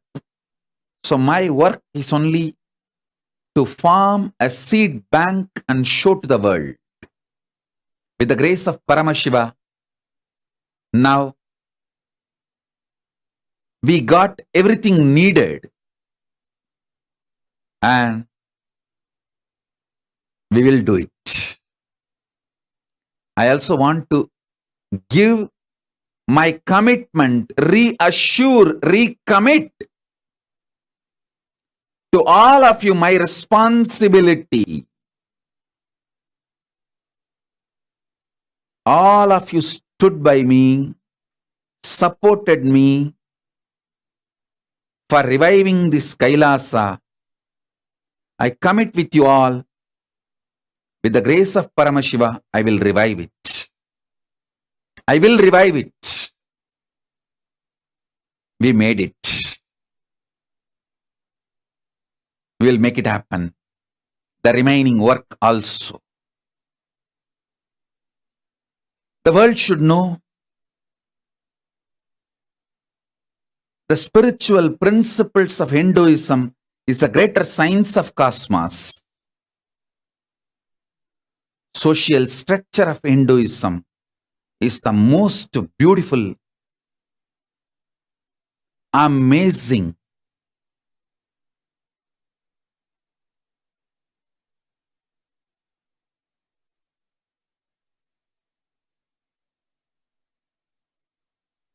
Successful.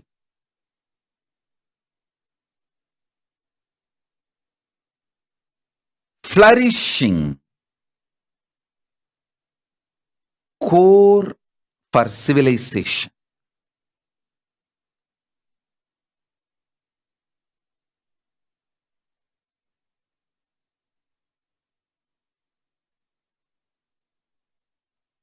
In every level,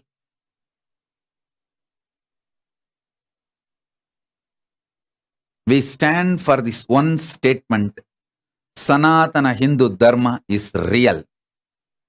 Hinduism is real.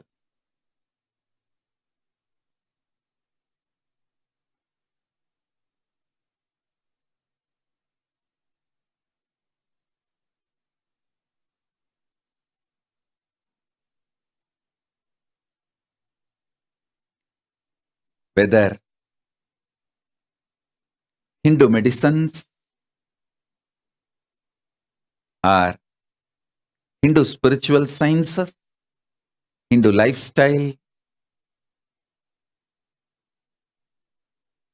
Hindu social structure, Hindu jurisprudence, Hindu economical structure,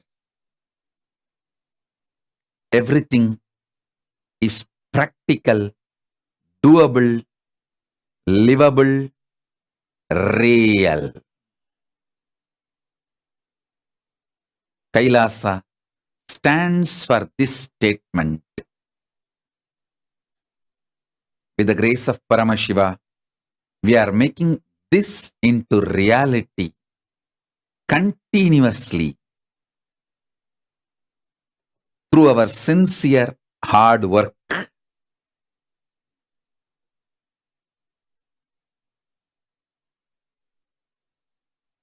In multiple level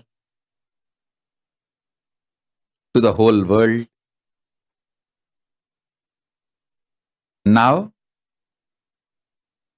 the basic 4 ingredients needed for a nation is achieved by the grace of Paramashiva.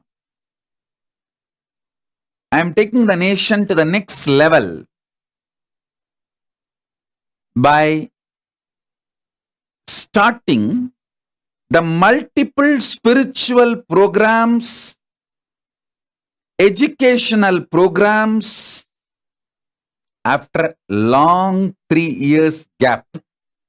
Almost last 3 years, I was conducting only satsangs, not doing full-time, whole day spiritual classes, sessions, initiations, programs, intense programs which I used to do. Last 3 years I was focusing on building the nation, Kailasa. So now we are restarting our intense spiritual programs. 18 hours a day. I used to sit and take classes and initiations and darshans and spiritual processes. We are launching with the grace of Paramashiva.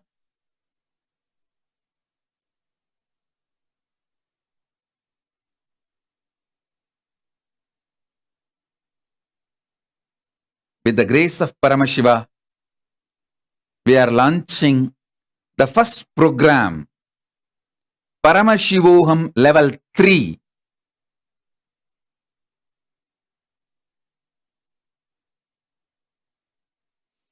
After 3 years gap, almost 3 years gap,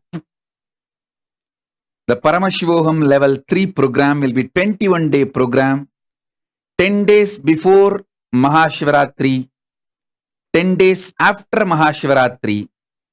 We'll be announcing the dates. 10 days before Mahashivaratri, 10 days after Mahashivaratri, 21-day program where whole day initiations, mandala processes, classes, sessions will be conducted personally by me and my enlightened sannyasis team. Formally,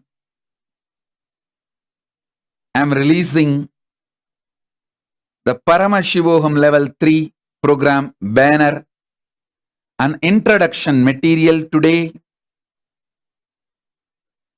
It will be all about Paramadvaita initiation, making Paramadvaita into reality. The state of Paramashiva, space of Paramashiva, powers of Paramashiva, being of Paramashiva, super consciousness of Paramashiva, Kailasa, Maha Kailasa of Paramashiva as real experience for all of you. to help you all, to make you all manifest Paramadvaita is the purpose of this program, Paramashivoham level 3. Now it is time we start the real work of Kailasa.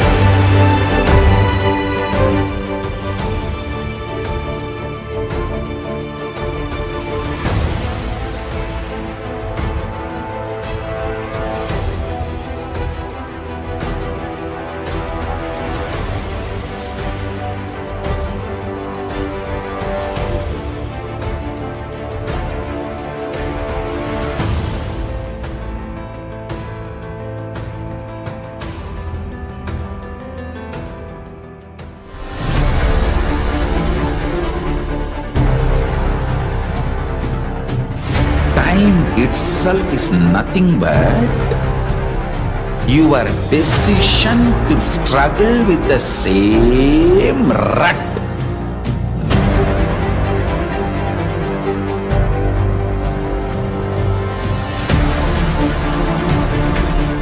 Your decision to struggle with the same rut is time, Kala. Your decision to swallow time is Kala Bhairava.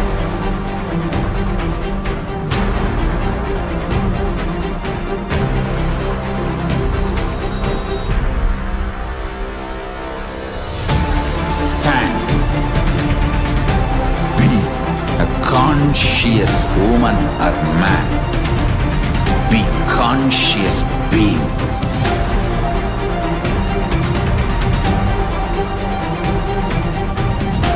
Shrink the time through conscious will persistence. Make the future into present by being ferocious with yourself.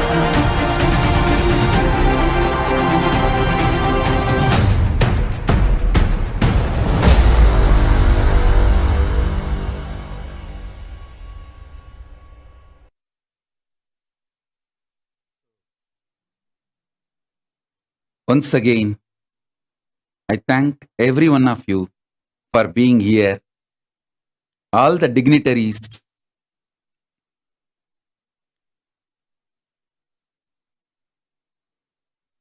I might have missed many names. Sorry for that. I'm seeing Meenadas Narayan. Thank you, Meenadas ji, for being here. Valasai Jayaraman. Thank you, Valasai Jayaraman ji, for being here.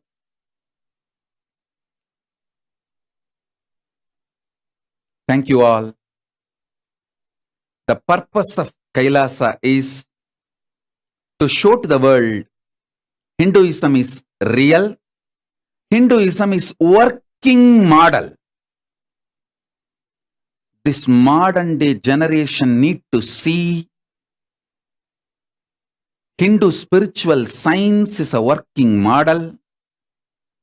Hindu social structure is a working model. Hindu economic principles are working model. Hindu jurisprudence is a working model. And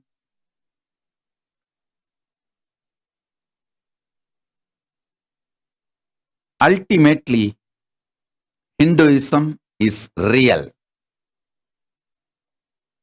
So, essence of today's satsang, what I wanted to convey to all of you is Sanatana Hindu Dharma is real in all its dimensions.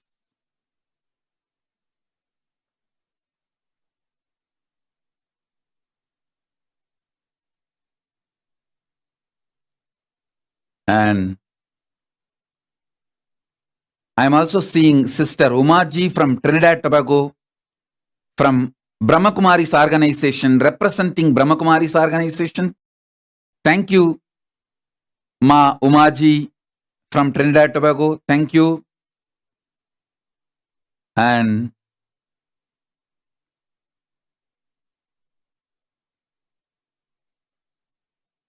there are so many dignitaries here.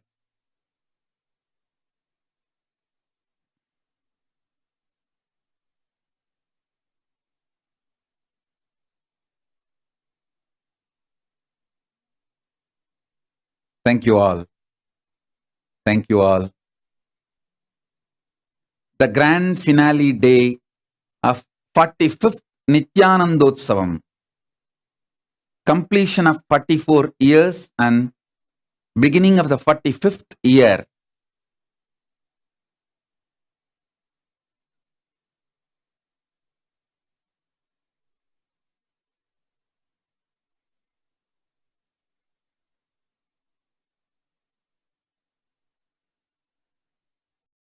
Avatara Dina Brahmotsavam, Nithyanandotsavam, grand finale day.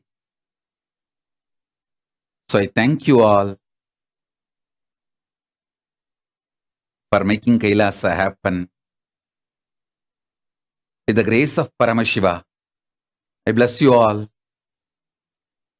Let's all radiate with integrity, authenticity, responsibility, enriching, causing, living Shuddhadvaitam, Shuddhadvaita Saivam, Paramadvaitam, the state, space, powers, being, super consciousness and Kailasa, Maha Kailasa, Paramashiva, Paramashivoham, Om Nithyananda Paramashivoham, the eternal bliss, Nithyananda. Thank you. Be blissful.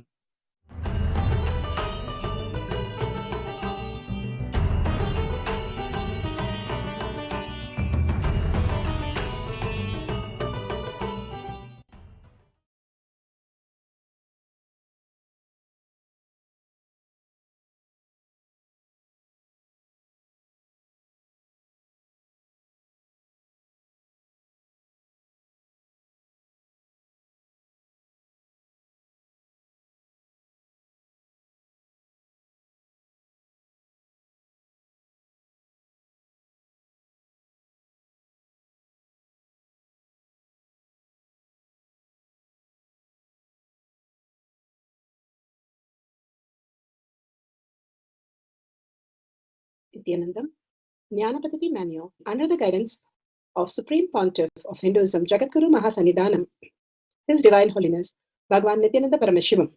Let's start with the Sadguru Vandanam. Nithyanandam Paramasukhanam Kevalam Jnanamurtim Dvandvatitam Gaganasadushnam Tattvamasyaadilakshya Ekam Nityam Vimalamachalam Sarvadi Sakshi Bhutam Bhavatitam Trigunarahitam Sadgurum Tam Namami. Let's go through the disclaimers. Security measures. No photography, video, audio recording. Important cautions.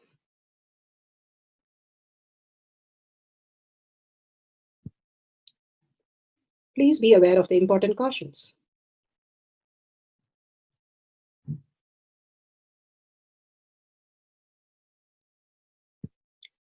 What is spa manifestation? Let's hear from Bhagwan himself explaining what is spa manifestation. All the 25 states of consciousness, when they happen in you, due to your chemicals and hormones, ups and downs, it is powerlessness. When it happens in you, out of your free will and consciousness, it is powerfulness. That's all. When you fall into sleep, it is powerlessness. When you enter into sleep, it is powerfulness. When you fall into dream, it is powerlessness. When you decide to dream, it is powerfulness. So I have added the ultimate powerfulness, Turiyatita, in your whole being and doing. Manifest all the powers. Understand, power manifestation is nothing but cognitive shift. It is not work. It is cognitive shift. Understand? It is just cognitive shift. It's not work. Work is a 4-letter word. Power manifestation is cognitive shift. Playing with life. Playing with being alive. Static matter, dynamic activity, strategic existence, all these three has no boundary. You are one with it. You are alive in everything. Everything listens to you. Everything decides as you want.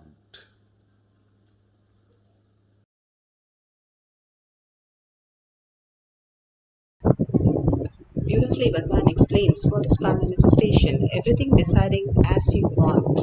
It's a science because millions have experienced that, and each one of us can experience that. Becoming the kalpatru of your life, everything happening as you want, just by declaration, and manifesting your reality, all your desires into your physical reality, is the science of power manifestation. Science of our manifestation is authentic, time-tested, scientific, and foolproof. The pramanas are the evidences which gives the cognitive shift from what we understand as conscious mind to the conscious space, the conscious centric that Bhagavan is explaining to us as our reality. The Shastra Pramana, the eternal, unchangeable truth revealed in the source scriptures as Vedas and Agamas. Apta Pramana, the experience and the results of Aptas. Aptas are the Rishis, Munis, Ganas, Nainamas, Alvars, Siddhas, Yoginis, Yogis, Rudrakanyas, Rudras. All of them are authority of Hinduism, manifesting the powers of Paramashivoham. They manifested all the powers and which are authentic, time-tested, scientific, and foolproof. Atma Pramana, account of His Divine Holiness Bhagavan Nithyananda Paramashivam, this millennium's avatar's personal experience of power manifestation, Bhagavan's very own leelas to showcase to the world how the cognitive shift can manifest conscious centric as your reality, conscious sovereignty as your reality, a becoming of a new species and manifesting all your realities. Shakshi Pramana, the experience of millions of disciple devotees, followers all around the world, initiated by Bhagavan into the science of power manifestation. Bhagavan beautifully says how he resides in Kailash Courtyard is the Garbha Mandir, and he resides more present than all of us, manifesting all the powers through each one of us, just when we are feeling the oneness with Paramashiva. Pratiksha Pramana, the scientific study, measuring the effect of being in the enlightened state. Bhagavan Paramashiva has beautifully given an Avatar Shastra by manifesting powers each and every day, how you can have the cognitive shift into the physical reality of prefrontal cortex becoming more and more real, the command center, which is responsible for discoveries, invention, bliss, healing, and all the auspiciousness and abundance in your life, because the thinking becomes clear and simply you can use for the higher purpose.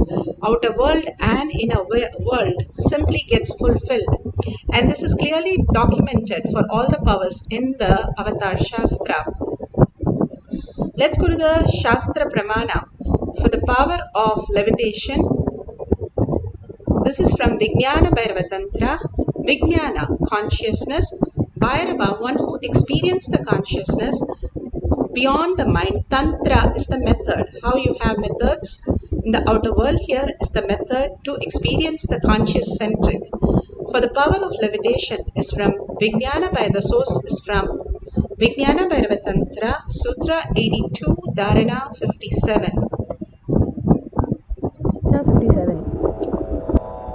आसने शयने स्थित्वा निराधारं विभावयन् स्वदेहं मनसि क्षीणे क्षणात् क्षीणाशयो भवेत् आसने शयने स्थित्वा निराधारं विभावयन् स्वदेहम्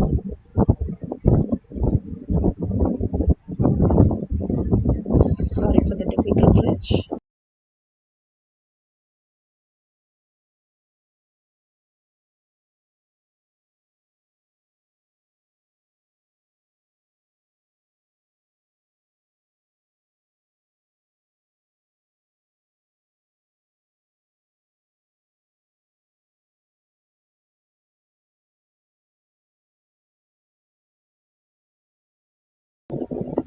Yes.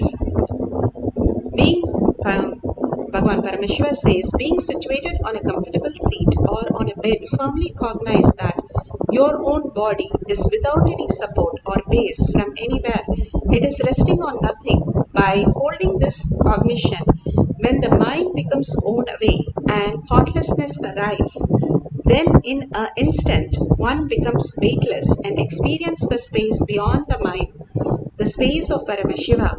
Bhagavan beautifully explains step by step how the mind goes into the thoughtless space and mind raises us into the space of oneness with Paramashiva. The mind is a processor. How you have computer processor, mind is a processor, Bhagavan says, which puts you into the sleep or deep sleep or wakes you up in the morning. The mind is so powerful when we understand how we can use it and how beyond the thoughtless space the mind can put you into Turiya Adita and keep expanding you into the further and further space of oneness with Paramashiva, the deeper and deeper Samadhi spaces. Once you understand that beyond mind there exists a space and simply you can take the mind and start playing when you become the conscious centric.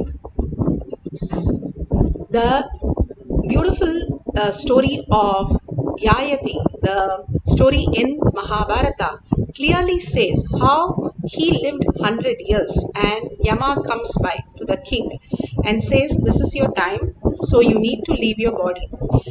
And he says, no, I don't want to leave my body. I am enjoying the kingdom and everything. I instead will give you my son. I have 4 sons. I'll give you one of the son. You take my son. Yama looks at him and says, okay, and leaves him and for 100 years and he takes one of his son. And after 100 years, he comes back again. And again he says, it is your time to leave now. Again he says, no, you take one of my other son and leave me. Yama says, okay, I'll give you another 100 years, but you should be ready this time. You should not extend anymore. And again he lives 100 more years and he goes through the whole thing again. And again Yama comes after 300 years. And again he says, I have one more son.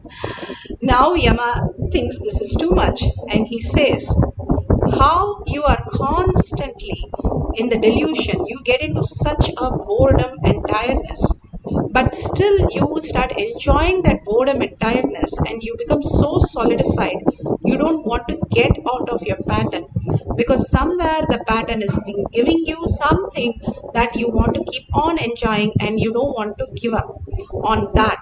Whatever, it's like itching and you continue to itch and continue to itch and it's getting worse and worse, but you continue to itch because somewhere you feel satisfied when you itch, but you don't understand. Instead, we can just heal the itching.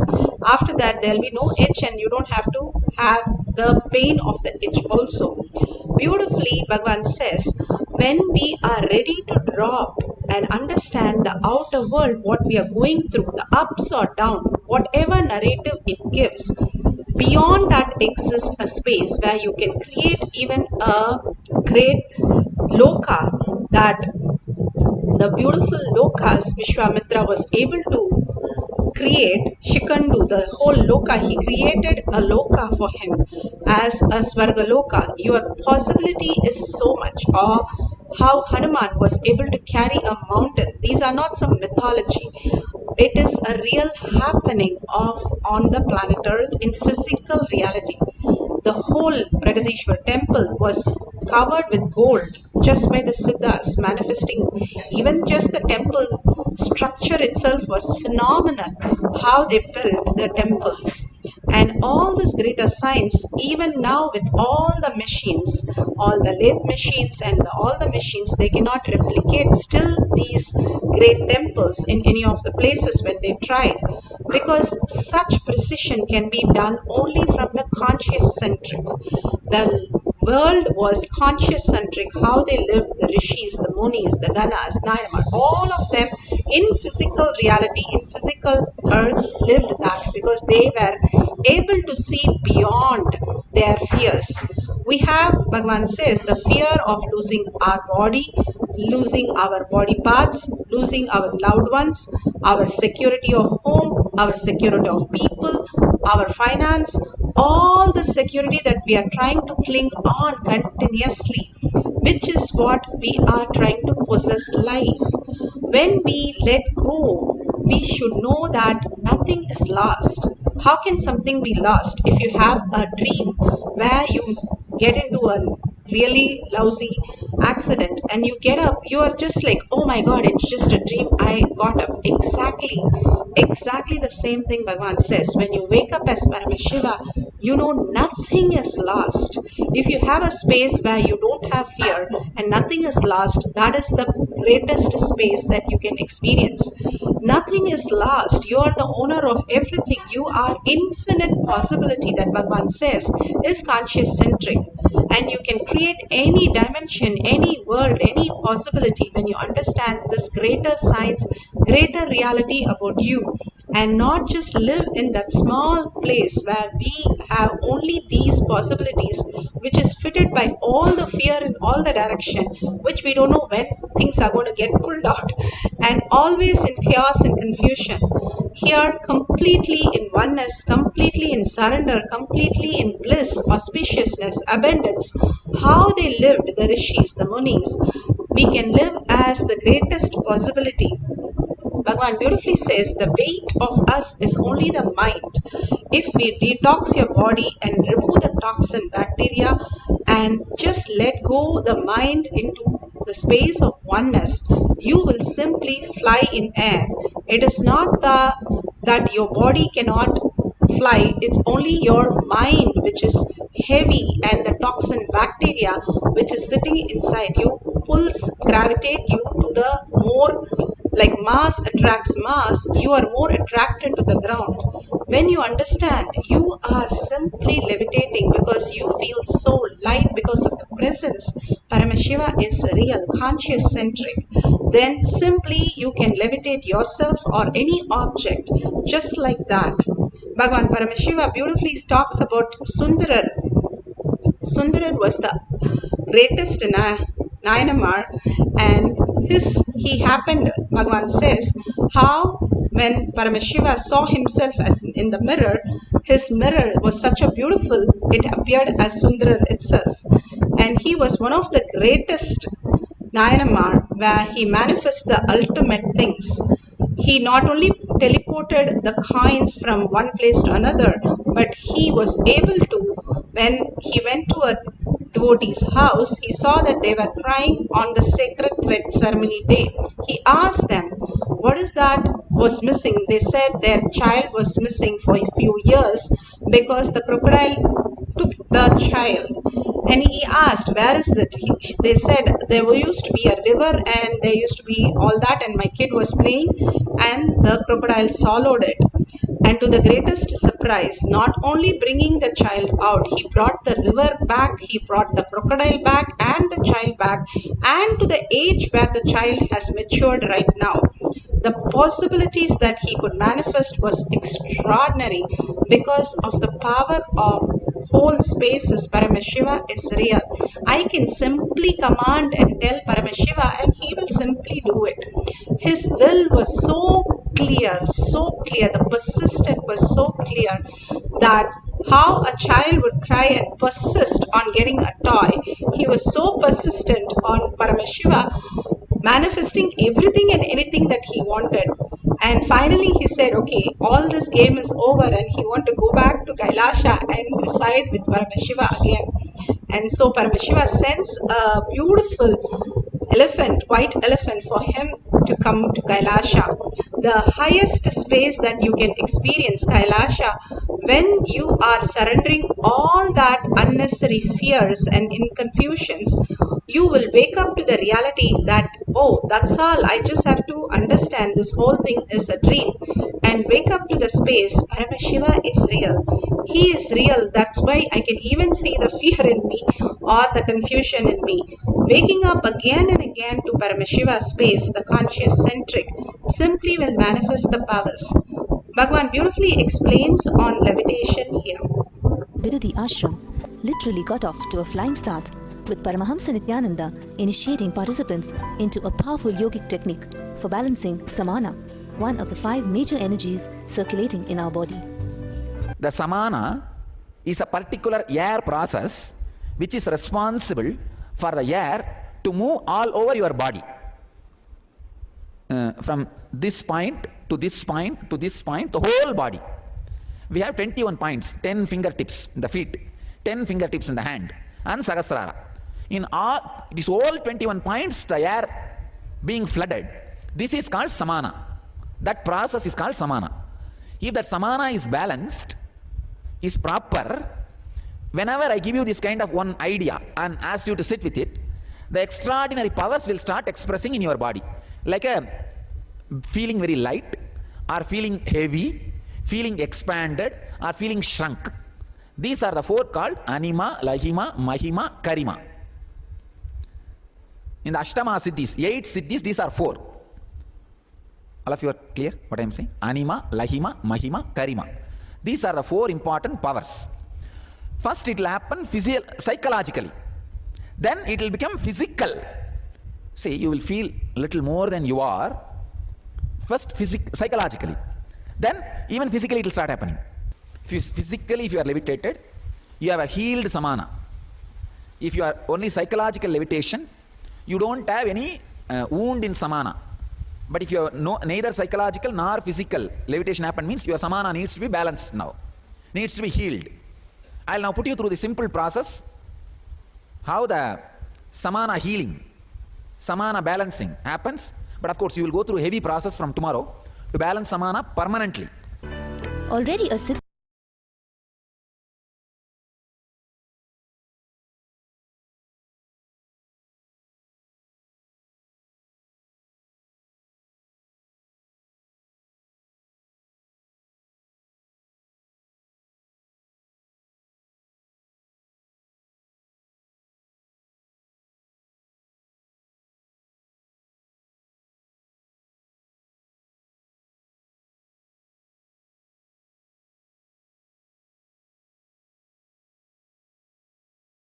So beautiful how they were able to levitate. So beautiful, and all this I've tested completely how the levitation happened. Now today we are going to levitate a Rudraksh, or you can use a coconut also, that's fine. You can see how the levitation is simply happening. Here they're doing with the coconut. You can use the coconut also, the raising of the coconut. You can use the Rudraksh and levitate above your this. They are just lifting the coconut. Even lifting is okay, but if you can lift above your hand itself, that will be the most beautiful space of oneness with Paramashiva. When you manifest by conscious centric, it becomes Shakti. When you use your mind can also do, but it is only a kinesthetic scale. But if you use consciousness, this is from enlightened space, and you experience the Shakti, Para Devi, herself manifesting in you as the physical reality. The coconut is not rolling out, it is just lifting to become straight. You can experience this also as you see, or you can have a Rudraksh. Rudraksh is the one which holds the energy of Paramashiva.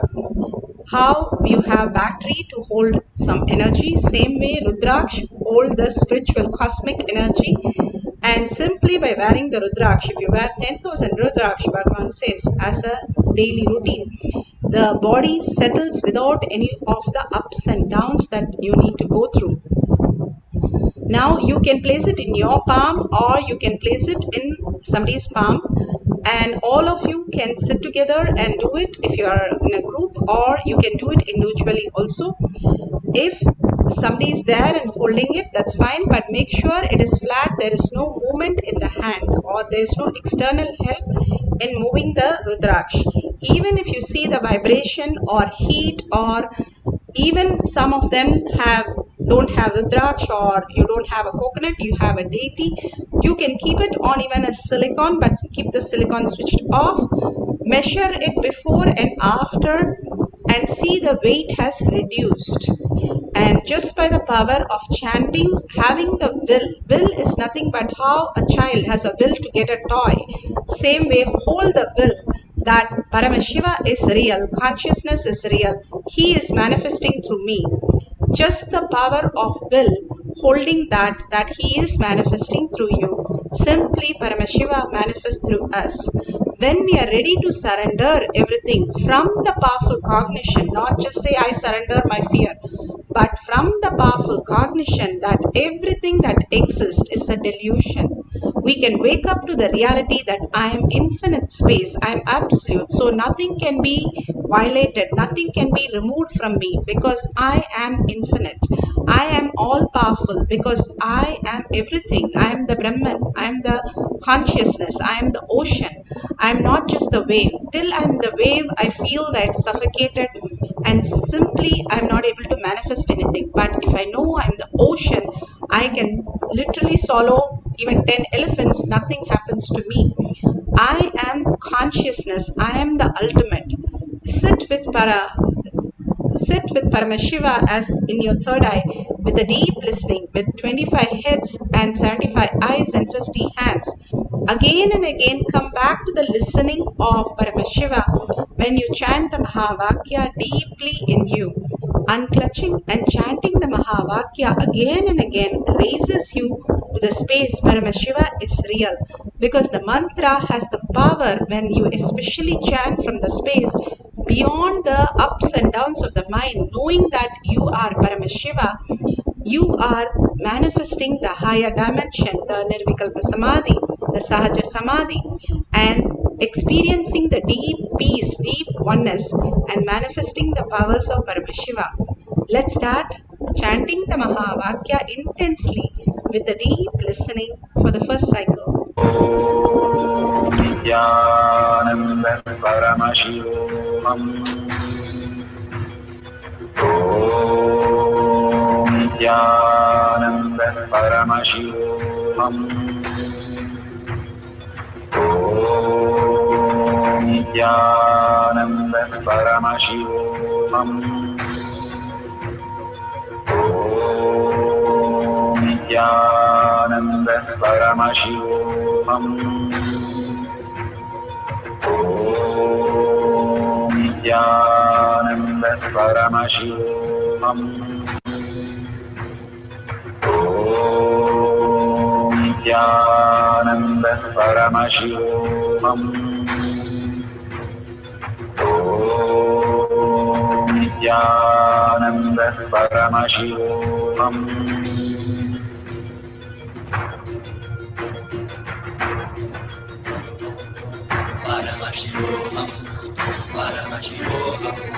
Let Paramashiva's third eye manifest in all our third eyes. Let the Amrita pour, let the Varni open up, manifest in all of us.